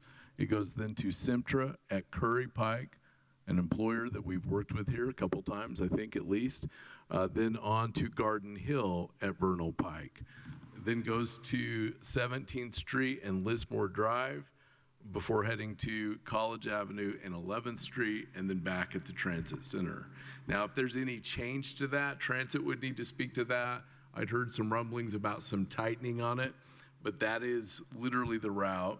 I saw the Ivy Tech Chancellor today. He wanted to encourage this council to support this. My understanding is that some of the life sciences employers also are greatly concerned about it, and I've spent the better part of 2 to 3 weeks trying to calm fears on that. And I would really urge all counselors in their dialogue and in their discussions, about this issue and a lot of others, let's try to return maybe, I don't know, maybe it's not time, but to calming the public around resources and trying to direct them to them with information. And so this area is well known. There's more TIFs out there than you could shake a stick at. And the focus of this county has been off and on for 20 years there. Some of us think we need to get back to that area. Okay, thank you. And Ms. Gregory? Jen, you once again covered, or President Crossley, you once again covered my notes, so thank you. Sorry. All right. Any other? Yes, Councilor Henry. Thank you. I guess the question I have then moving forward is, so the cost model for Bloomington 13 moving forward is going to be 100% funding, I guess, for this fiscal. If this council were asked to consider reviving, like if I were in the town of Ellisville right now and I wasn't calm but concerned that we didn't have that offer, of 100% funding, are we pursuing other cost models for other modes of transit, urban to urban or urban to rural outside of the city limit? Now, I'm asking it into the ether, but if Ms. Purdy is still on, what prevents us from reconsidering funding rural transit at the same 100% that's being asked to do here out of economic development lit? Do you see any obstacle to that? Well, the fact that they don't need it because they're being funded from NDOT would negate that need. So after rural transit, Ellisville couldn't afford the match. They went to attempted legislation and then got a grant from the state so they couldn't rely on their home county in the same generous way. So my concern is equity across the county for transit outside of the limits. And this is why, again, I think it's a competence question, and I get calm when I know things are working well. And so I think our community deserves that conversation, that we can handle the big boy conversations at this table, frankly. But my concern here is that we have a community that was told one thing 2 years ago about how to fund transit, and we are working on this solution here. And of course, I'm very much for keeping the Ivy Tech line running. I'm just trying to work on how we get to a place where there's consistency in how we're doing county transit. So I guess I'll just come back to the question. We're considering fully funding one route. We've tried other models in the past 2 years to fund transit outside of the city of Bloomington or Bloomington to Ellisville. Would the commissioners be open to an opportunity to revisit funding other transit once that grant runs out in Ellisville next year? I think that they would have that conversation about what the need would be for Ellisville next year. But at this point in time, they don't have the need this year. And then I would like to note that the county did, through ARPA funds, support the rural transit urban to urban route through ARPA solely. And initially the town of Ellisville did do some assistance, but then they elected, I believe, not to follow up with that the following year. I may be losing track of time, but I do want to note that this county has funded that urban to urban route of rural transit up until this point when it was made known to us that they did not need that funding. It's possible that, in 23 we weren't using EDIT for those types of things. Now that EDIT's on the table as a resource, that maybe there's a whole new opportunity to reimagine what rural transit is for economic development in the county. I'd be very open to discussing that as other parties in the county see an opportunity to follow in the footsteps of Bloomington Transit today. So thank you, Madam President. And that I would recommend having a conversation with Chris Myers, because the rural transit, the only part that's not funded is the urban to urban. They do have their 5311 and can't remember the number of the other one, granting that they get from NDOT every year that provides the rural transit routes. If you want to expand that, I think that would be a conversation that you should have with rural transit. My conversation derives from the town of Ellisville Town Council, but thank you for that anyway. Thank you, Madam President. Oh, you're welcome. Okay. All right. Ms. Purdy, did you have something else to add to that, or? No. Okay, all right. All right, I think we are gonna move on to public comment now, so if there's public comment. I'm so sorry. No, it's okay. I'm so sorry. We need to vote on the amendment, and then we can come back that's right. for the overall. Okay, all right. So let's vote on the amendment first, and then I'll come back to that here. Okay. Okay, so this is on the amendment to lower the appropriation amount from $195,000 to $184,104. Correct. Counselor Wiltz? Yes. Counselor Henry? Yes. Counselor Deckard? Yes. Counselor Perkley? Yes. Counselor Iverson? Yes. Counselor Feigl? Counselor Hawk? Yes. Motion passes unanimous on the amendment. Okay, thank you, Michelle, for reminding us about that. And Councilor Deckard. Just one thing that, and I would welcome folks from transit or legal or really anyone to clarify if I say this incorrectly, but my understanding on this route is that while, and this is from the original inception of it, while that bus is in the city, that's not the portion that we're paying for. Correct. So when that transit bus leaves the city and goes out into the county, which is something a transit bus traditionally, and by tradition I mean historically all the time, has not done, that county, that transit bus is leaving. That's what we're paying for, friends. And so I appreciate Councilor Henry's commitment to opening up transit discussions with Eltville. I will join you in that, I'm sure, along with most of the folks here. But we're only picking up that bus going out into the county as the constituents, industries, economic development leaders have demanded of us, for, and not to mention the residents, for about 20 years or so I've heard this. So I want that to be out there because I don't want there to be a myth that transit's getting something that we couldn't enter into a discussion with Eltville as well as we did with rural transit when we made several trips out there to keep that going when that service was threatened from loss. Councilor Wiltz, did I see your hand? Okay. All right. Yes, Councilor Hawk. Before we vote on the final issue, just as a matter of curiosity, where are the county commissioners? I mean, it says here that the council is requesting this on behalf of the commissioners, on behalf of the Board of Commissioners. The county council office is requesting this. Well, I guess they just don't have enough to do, or maybe they have too much to do and can't be bothered. But this is kind of a big issue, and I think they could have sat through this meeting with us. I'd like to address that. Yes, Ms. Purdy.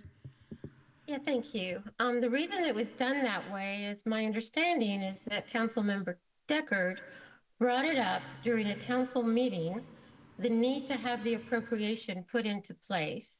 And as a result of that, Ms. Shell did the agenda request and things of that nature. The commissioners, once they have the appropriation, will sign an interlocal agreement, which I believe is on their agenda for Thursday.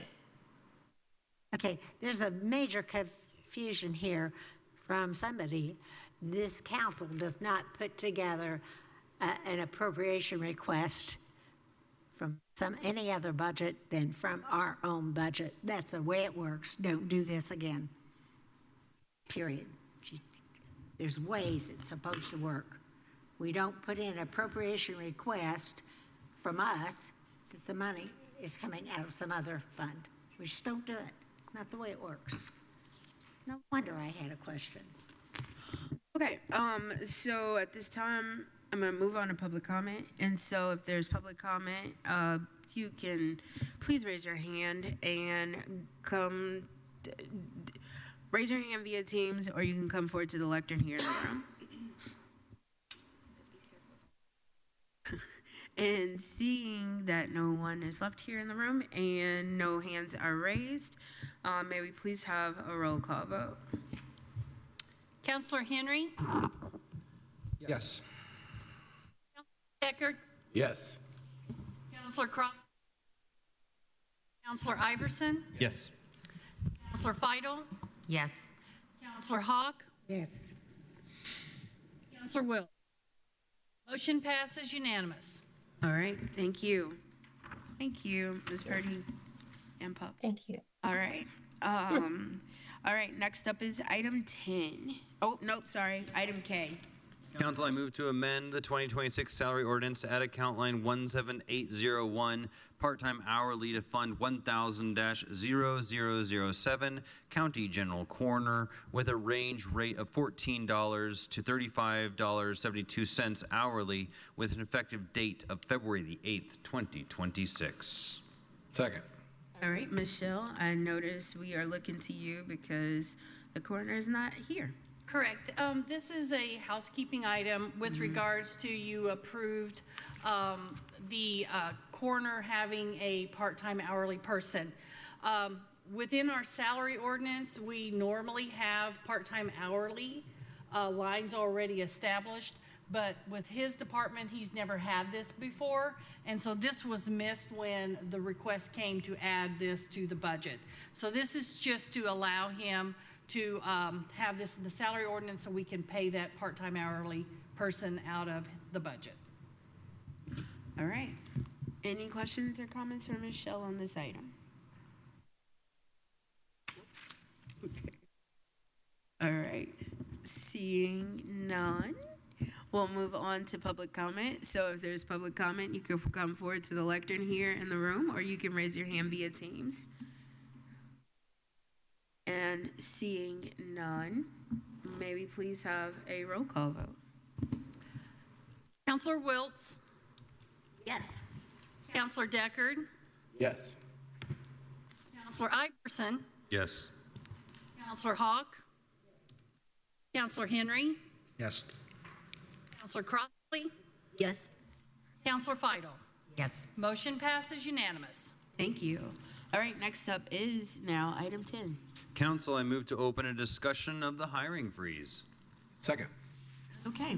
And I'm just going to look at Michelle for this item, because we all in front of us have a very colorful chart, and I'm sure she's going to display it on the screen here momentarily. Right. So I was tasked, requested to put together a summary of the duration of positions that are out there, that are vacant, that have been gone through the hiring freeze and that kind of thing. So well, I'm going to go ahead and put it on the display. I gave it to you a copy because I know it's going to be kind of tiny and hard to see all the way across as well. So.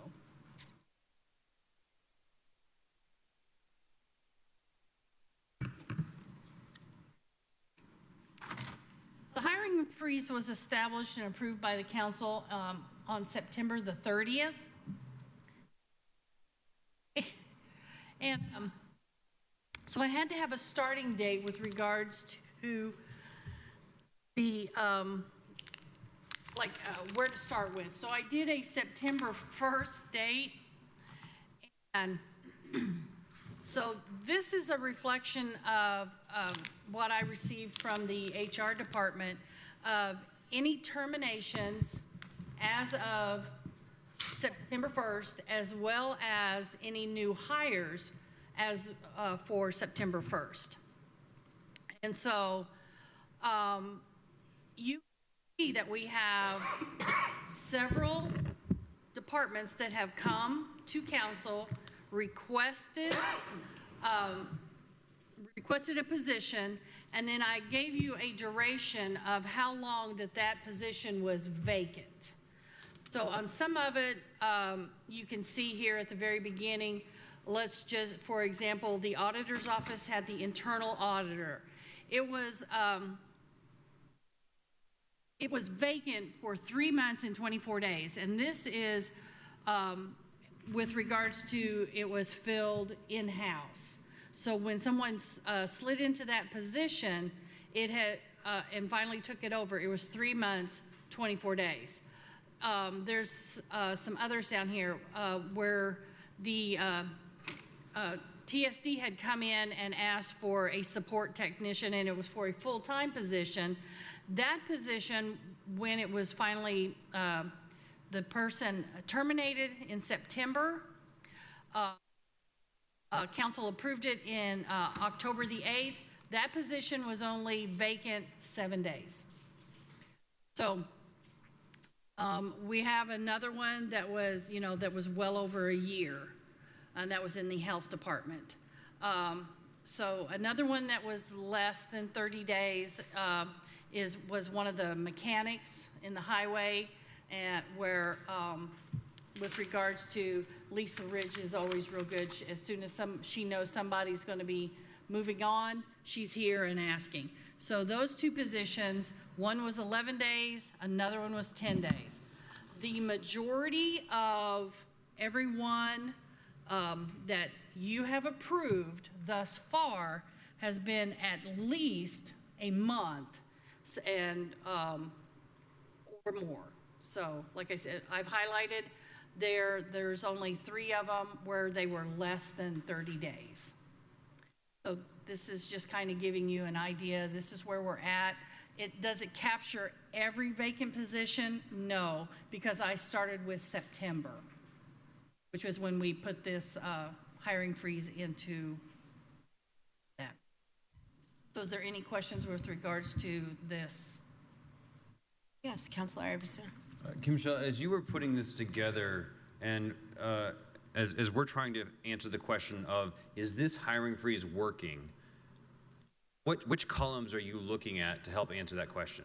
I'm looking at where it would be columns J and K. Why?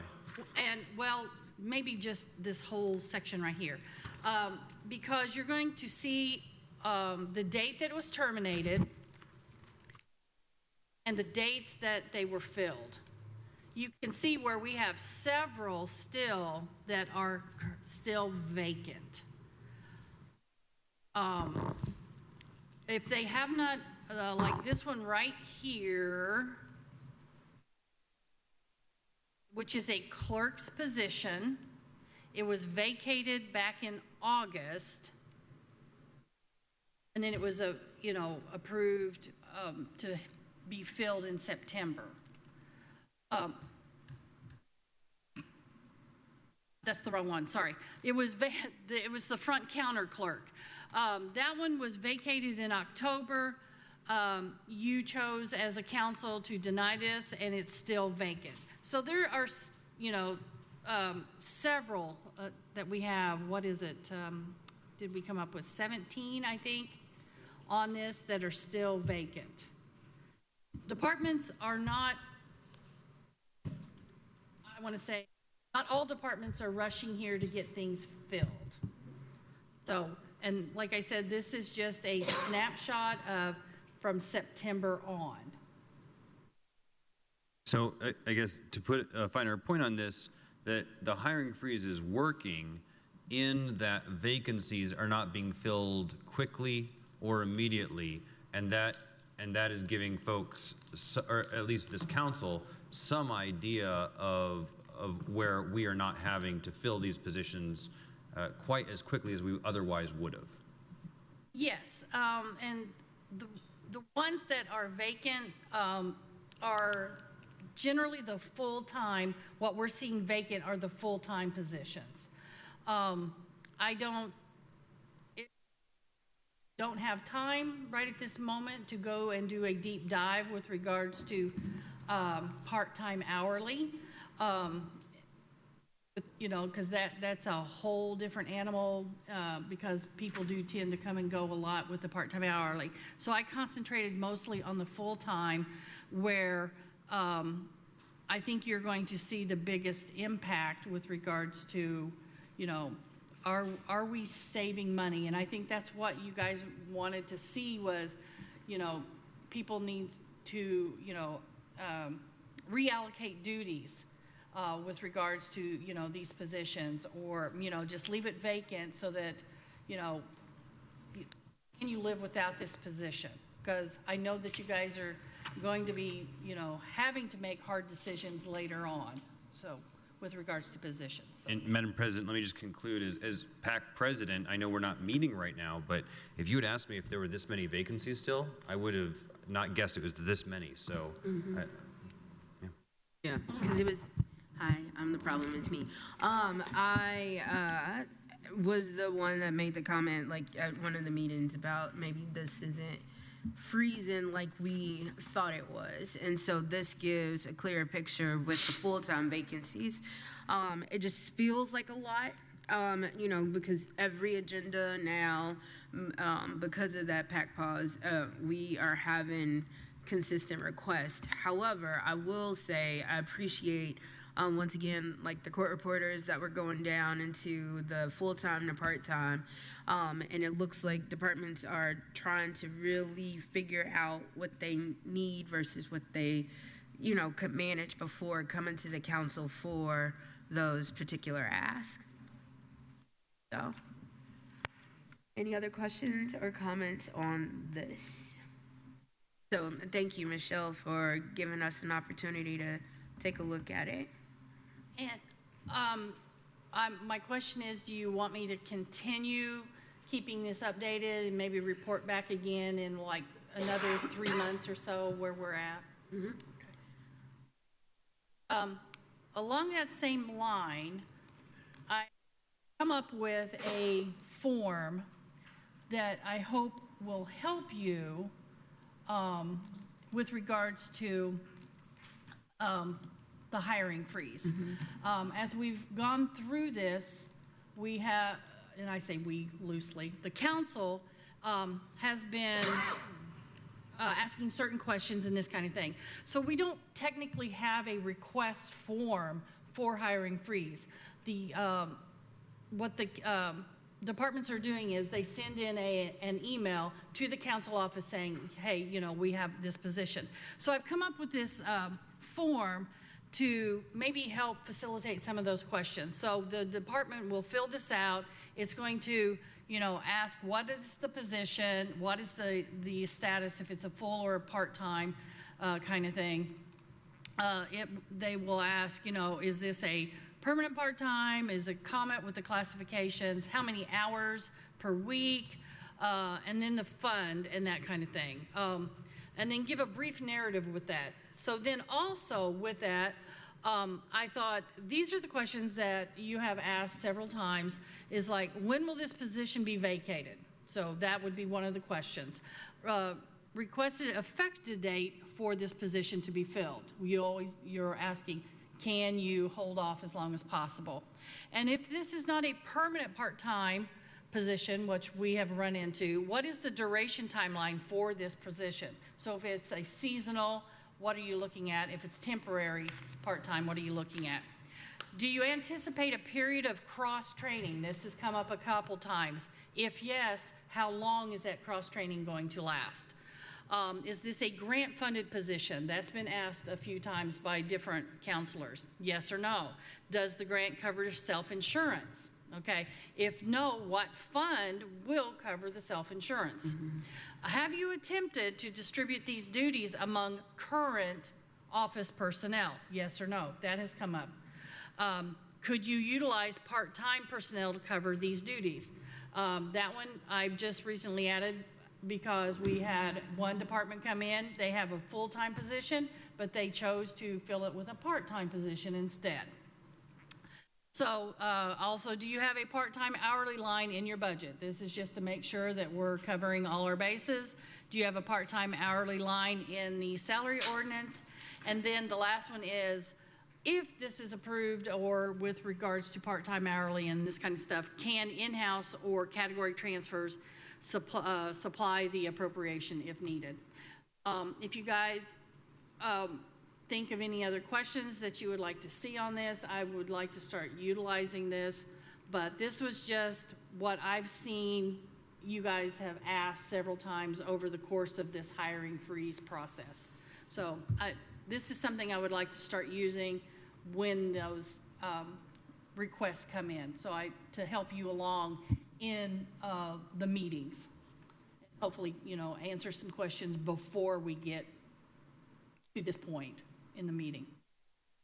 I saw some hands down to the left, so I will go to Counselor Fidel and Wiltz.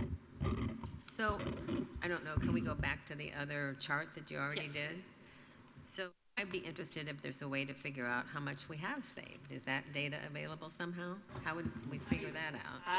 That would probably have to come from HR to see. We would have to know what classification or level that person was at, and the new ones are mostly, unless it's a transfer, will be, at the minimum. So yeah, I mean, that would take me, or maybe HR a little bit to do, The auditor has her hand up. Yeah, I believe you had the account lines noted. I think what I could do is pull one of those reports that say like percents unused, which would give us an idea, and that's fairly simple, and I'm willing to do that for you. I would like that very much, thank you. Sure, of course. And by the way, this is really good. I like efficiencies, and this will help. Okay. Teamwork makes the dream work. Okay, Counselor Wiltz. Pass because I got distracted. I had something in my eye, so sorry. Me too, that's why I'm looking for some stuff. Okay, anybody else have any other questions or comments on this item?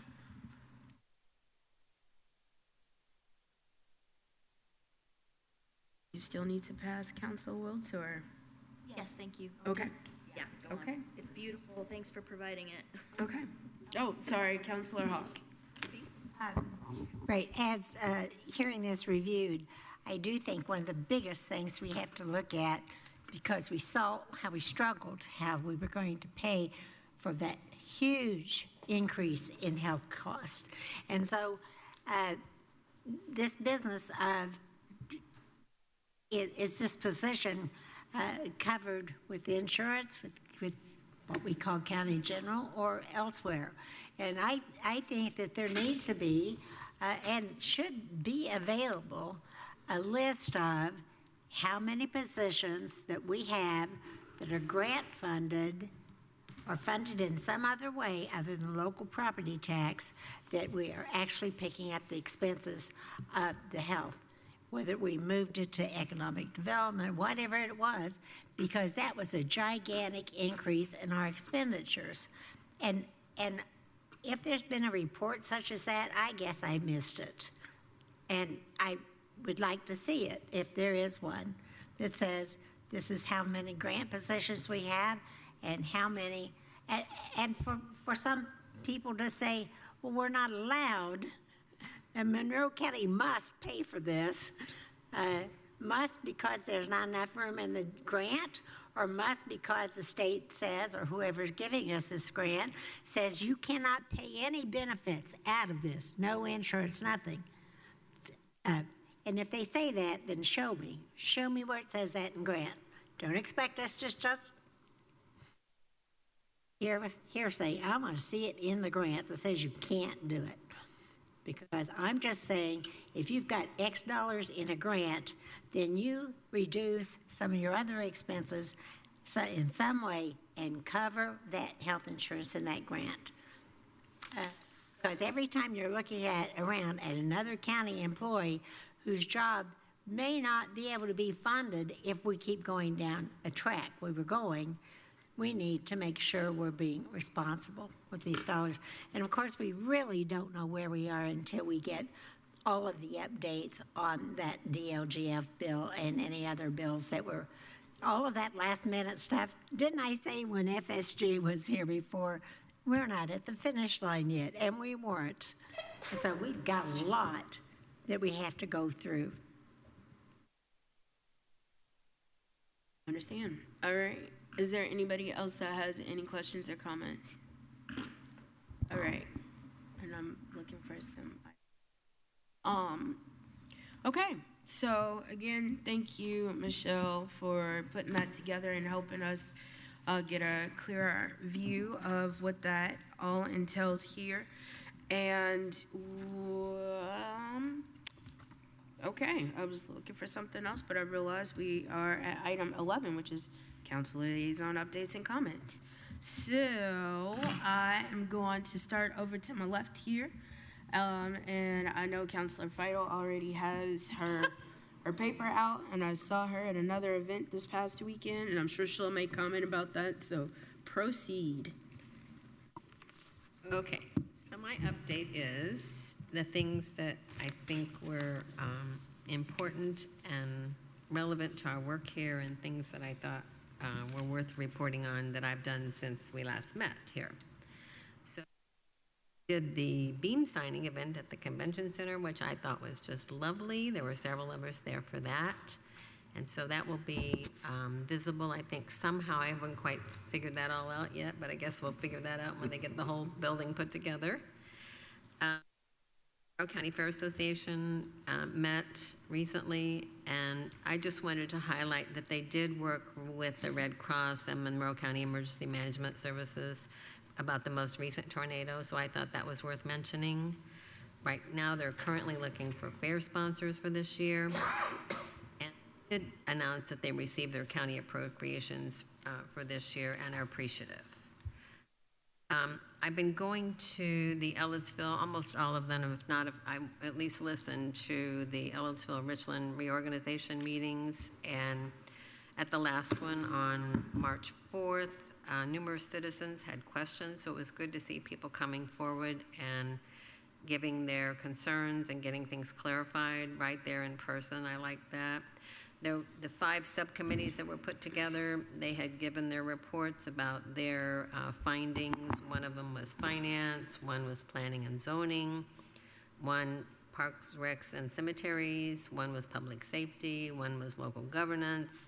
And all of those reports now are on the EllettsvilleRichlandInfo.org subcommittee draft report section. We're going to be meeting weekly now on Wednesdays at 6 until the end of May or June when the public hearings begin. I went to the fire protection territory meetings. They're having a series of 3 of those. I went on February 18th, but the 25th of February and March 11th, they're all the same as the 18th or 25th, so they're all 3 the same, so you don't need to go to all 3. It's going to be at 7. March 5th, I attended the BEDC annual meeting, and there were 115 members. They have 115 members now, and 54 are sponsors, 54 are general, and their special membership are 7. And the annual meeting drew 160 attendees, so more than just the membership, so that was good to see. The spatial meeting met, did that. And then the other thing I think that I was really impressed with that I attended was the IU Health open house for electeds, which others attended as well on Miller Drive. Whole host of services there that I think are worth repeating and mentioning, including car seat fitting, which is free, cribs for kids, which is free. They do outreach on things like blood pressure, diabetes, cardiovascular, and those are on Monday and Tuesday, 8 to 4:30. The Safe Sister classes for young teens, grades 6 through 8 happens. The Stop the Bleed is a free training workplace. You can have that done in your workplace or a club or organization. They also do vaccinations and safe sleep, and I think that they do more things, but those are the things that really stuck in my mind and I made a note of.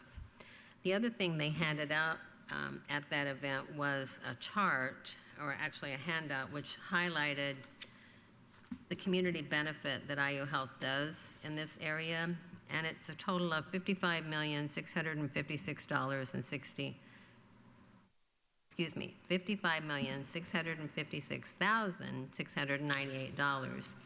And that includes financial assistance, unreimbursed Medicaid, community health improvement services, community benefit operations, health professions, subsidized health services, community building activities, and unreimbursed Medicare, as well as bad debt.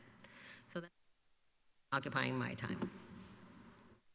Thank you. Counselor Wiltz. Thank you. As usual, I cannot compete with my my neighbor, but I have been busy.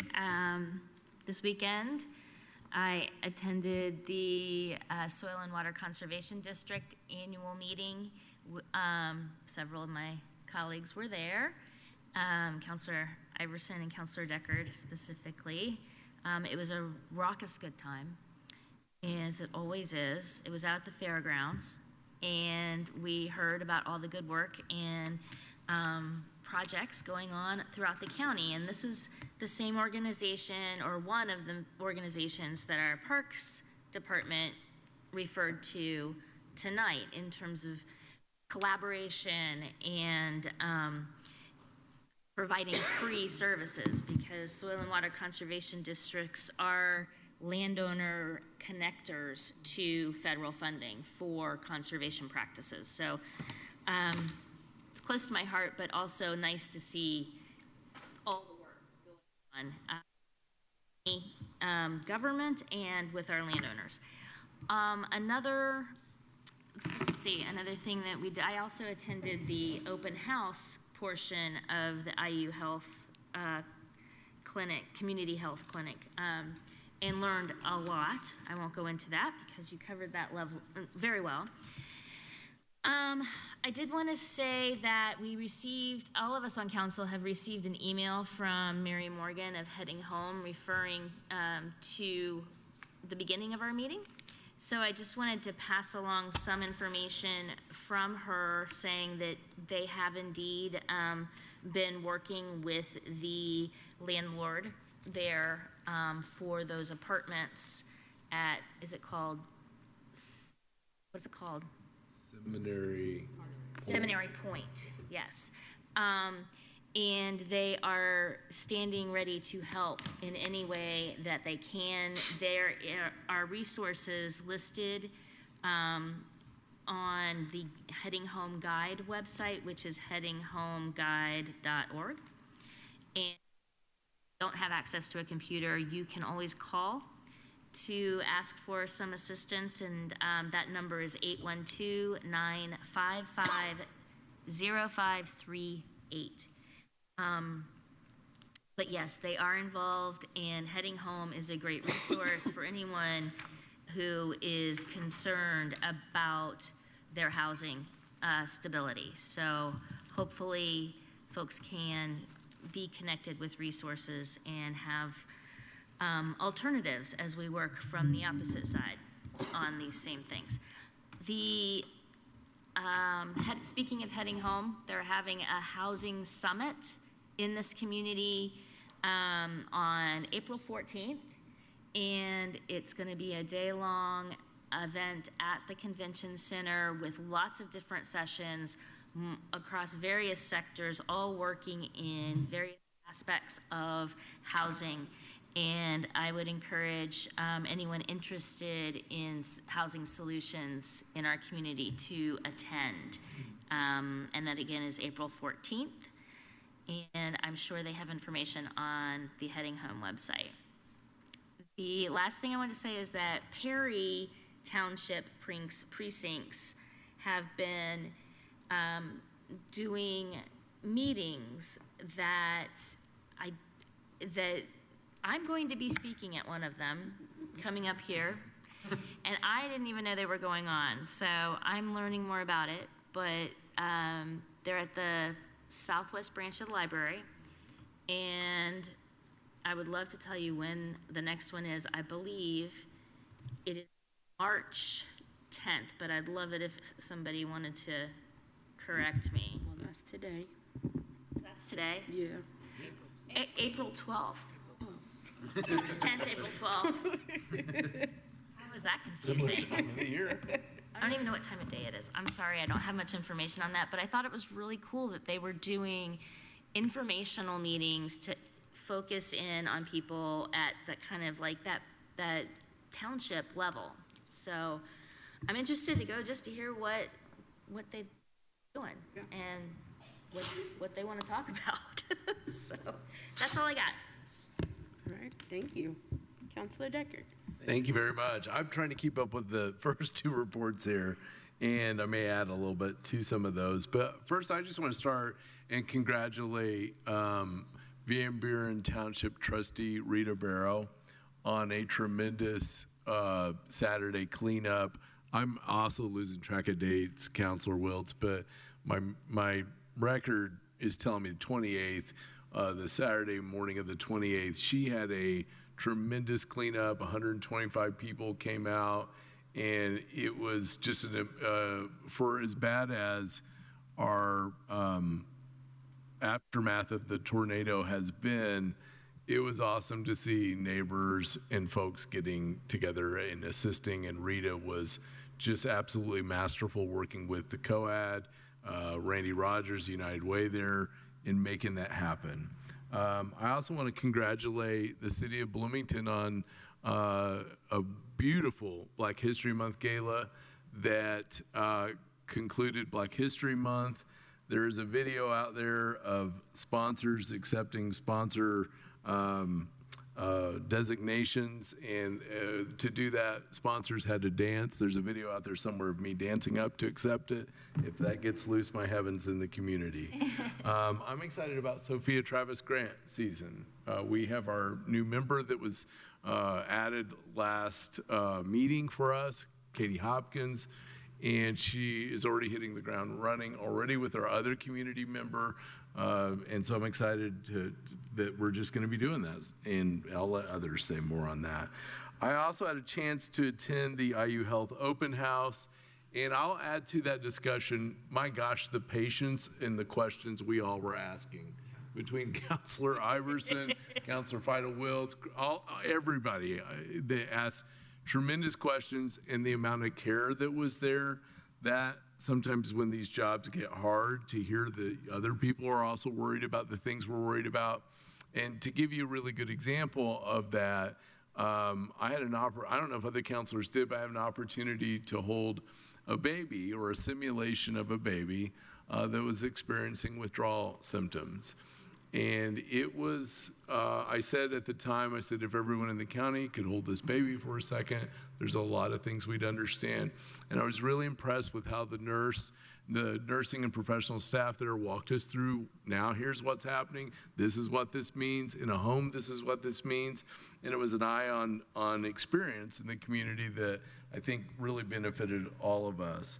I want to add to the Soil and Water Conservation Annual Meeting district discussion just to say I was very proud to be there with other counselors, and particularly I was very proud that this year, in addition to all the tremendous things that Martha and friends do there and the gathering of neighbors that were there, they gave out the first annual Cheryl Munson Friend of Conservation Award. And it was a beautiful opportunity to remember Cheryl, but also to honor Kevin McConnell, the recipient. And Kevin McConnell has been involved in soil and water conservation efforts on that board of supervisors and working with Cheryl directly since at least 1987. And I had the privilege to present the award out on behalf of the other counselors and Commissioner Madera that were there. What I didn't say was when Kevin started that, I was 10, but as I was up there and thinking about that, that's a tremendous thing that someone who loves the community has done that long. Some of us, we get mad an hour into a meeting and we just don't go back, but Kevin has stuck it out over the years with us, and Martha as well has been patient in all that. So a lot happening, a lot going on. I'm starting to believe that March is the new April with activities and various things, but here we go. Thank you. And I'm gonna just roll on down the train here. All right, thank you, Madam President. I have 5 things today. I wanted to note that at the soil and water meeting that has been discussed today, we talked a lot about the agricultural benefits to the Indiana economy. And I don't think that can be overstated, that there were a lot of cattle farmers in the room, and we're just so thankful that folks are here in this county who continue to provide the economic benefit of producing the food that we rely on. So thanks to Soil and Water for having that meeting. The IU Health Community Health meeting was very eye-opening. I think there's going to be a bunch of meetings that come from that, in particular around ways that IU Health and the Monroe County Health Department can find synergies in providing health care for people here in Monroe County. That was really eye-opening. I did want to also refer folks to the third item, is that if you are indeed experiencing an eviction, particularly from Monroe County government or from or any other folks, that there is a resource, a referral resource on Heading Home's website. It's on the top banner. It says referral. Click on that. You can make a self-referral, and that'll get you the help that you need. You can also call Heading Home directly at 812-955-0538. So again, if you're needing help finding a new place because of this eviction crisis, you can go to the Heading Home website, click on that referral form, or call that number. The fourth item that I want to talk about is a huge thank you to Jennifer Crossley. President Crossley has been taking on the helm of trying to find ways to make progress with this jail. And we're not there yet, we're not anywhere close to there yet, but we could not be making the progress that we are making without her leadership, and that needs to be recognized. Here, here. The fifth item that I want to bring up is a huge thank you to Molly Turner King. The upcoming Recovery Summit was in danger of losing its keynote speaker, and Ms. Molly Turner King stepped up, she stepped in, and she made something that seemed impossible happen. So thank you. I don't get enough credit for all the work that you do behind the scenes, and this is one instance where the Recovery Summit that's going to happen on September 1st and 2nd right here at our convention center is now going to have a keynote speaker. People are going to be able to get their CEUs, they're going to be able to get their credits, and it's because of people like Molly Turner King who's doing this good work. So lots of good things happening in Monroe County. Thank you. Councilor Henry. Yeah, thank you, Madam President. Just some notes on some liaison stuff. So first is related to emergency management. I had the good fortune to join New Edition. It was the 27th, I think, for their show on the tornado, and joining Mr. Krebs from the Humane Association and Steve Higgs, who had written or co-written Carp Combs's assessment of the May tornado of last year, and that was a good program to really help the public understand kind of what happened with tornadoes in February. One of the positives of that was mentioning the Van Buren cleanup and getting calls after I was on to, where's that happening? And sending people in that direction, which was, I guess folks listen to WFIU, which is great.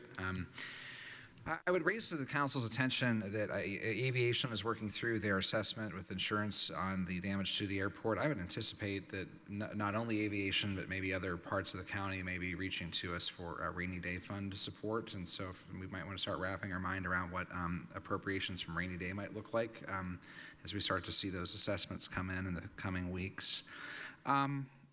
I think I'll leave it with those two. Of course, we did have a statewide tornado drill today, followed by actual severe weather coming in, so stay dry, everybody. And I'll just say on a maybe personal note that for the past year, I've signed every form that's come down this desk with my full name, including Junior. And it was the first night I've done that since my dad had passed away this past week. And it's those things that appear every once in a while. And that was one that snuck up on me tonight.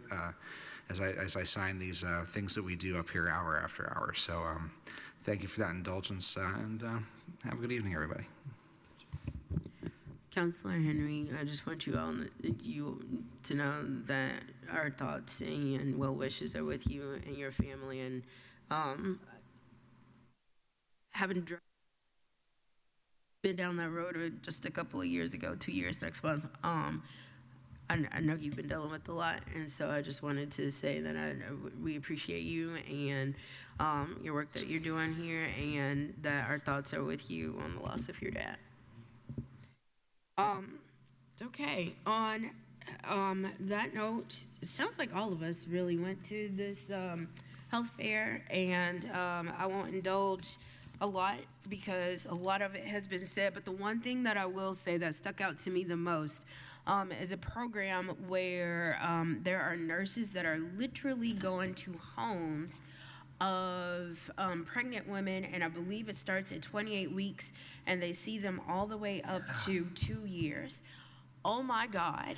That was the most time that I've spent, I think, and I saw the former health administrator, Penny Cottle, and she was also walking with me in the rooms too. And we were sitting there talking, and I think that's the room that I spent the most in. And that room touched me so much because as a mom, and have, had some, we all know the struggles of being a mom. Well, I'm not going to say we all, but those of us that are very fortunate and blessed to be there, there was a lot with that. And the fact that we actually have people who, have, down on their luck, they serve women that are in shelters, substance use disorders, those women who wouldn't really seek help, they literally come to them and again have that service provided to them until the child reaches 2 years. And I believe her name was Camille. That was one of the nurses that I spoke to. And she was very touched by, dealing with the clients that she's dealt with. And in particular, there was one nurse, and I'm sorry I can't remember her name, but she actually was a client and then turned into being one of those individuals that help. So I wish that was something that we really knew a little bit more about and that could be broadcasted. But that was the thing that touched me the most out of being there on Saturday. So I appreciate that. The other thing that I was going to say is, as Counselor Deckard and Feidel are members of the Sophia Travis Grant Committee meeting, there is one meeting tomorrow. It's our grant kickoff. And folks are probably looking at us going, wow, you're doing a grant kickoff now? Yes. As it was talked about last year, we've kind of moved all that up so it doesn't bump up against our most wonderful time of the year, budget season. And so tomorrow here in this historic Nat U Hill room, we will be doing our grant kickoff meeting. And so all those that are able to, you can come in person, or you can watch virtually via Teams, or you can watch it back via CATS once it airs. But again, this is a really good season. I am very much excited. Our team met last week, and we are probably going to see the same things that we've seen over the past couple of years with budget cuts and restraints, and our food deserts that are happening, and our pantries that are being depleted, and some of the after effects of those that have experienced issues related to the tornado. I'm sure we're going to see a lot of that. So I'm really excited to see all this kickoff. And again, that is tomorrow at 5 p.m. here in the room. The other thing that I would like to say, I wouldn't be remiss if, I've been thinking about this because I think I've mentioned this for the past couple of years, and just like a bad Scream cycle, or a sequel rather, it has come back around again. And so the state has now passed into law, putting the pressure on local municipalities and counties to do something with our unhoused folks. And, I know we keep hearing things of we can't just gel our way through this problem. Yeah, that's true, but what are we going to do about it? And I'm just really disappointed in why we are here. Last year it died, but again, it came back again, and they got the green light by the Supreme Court, and they've seen other things happening in other states. And so now this is a challenge that we will have. And I am deathly concerned and afraid that our jail is going to be filled up with folks who cannot help themselves. I believe I read that this is a way for people to force themselves into treatment. Well, if I'm down on my luck and I'm unhoused, forcing me into jail, how? So I wish that, I know the commissioners that did a body of folks, and Councilor Wilkes, I believe, is on that. meeting where we're supposed to have a member of council and some other community stakeholders to talk about this. And I really hope that this is a conversation that we are being had. I know folks are already talking about what they will do and things like that, but I really wish, we can have those conversations as well, and we be included in that too, as it all relates to that. And without that, that's all, folks, as Warner Brothers says. And so take your medicine, and allergies are real because I am definitely affected by it right now. And it's super early. So without that being said, it's almost spring break.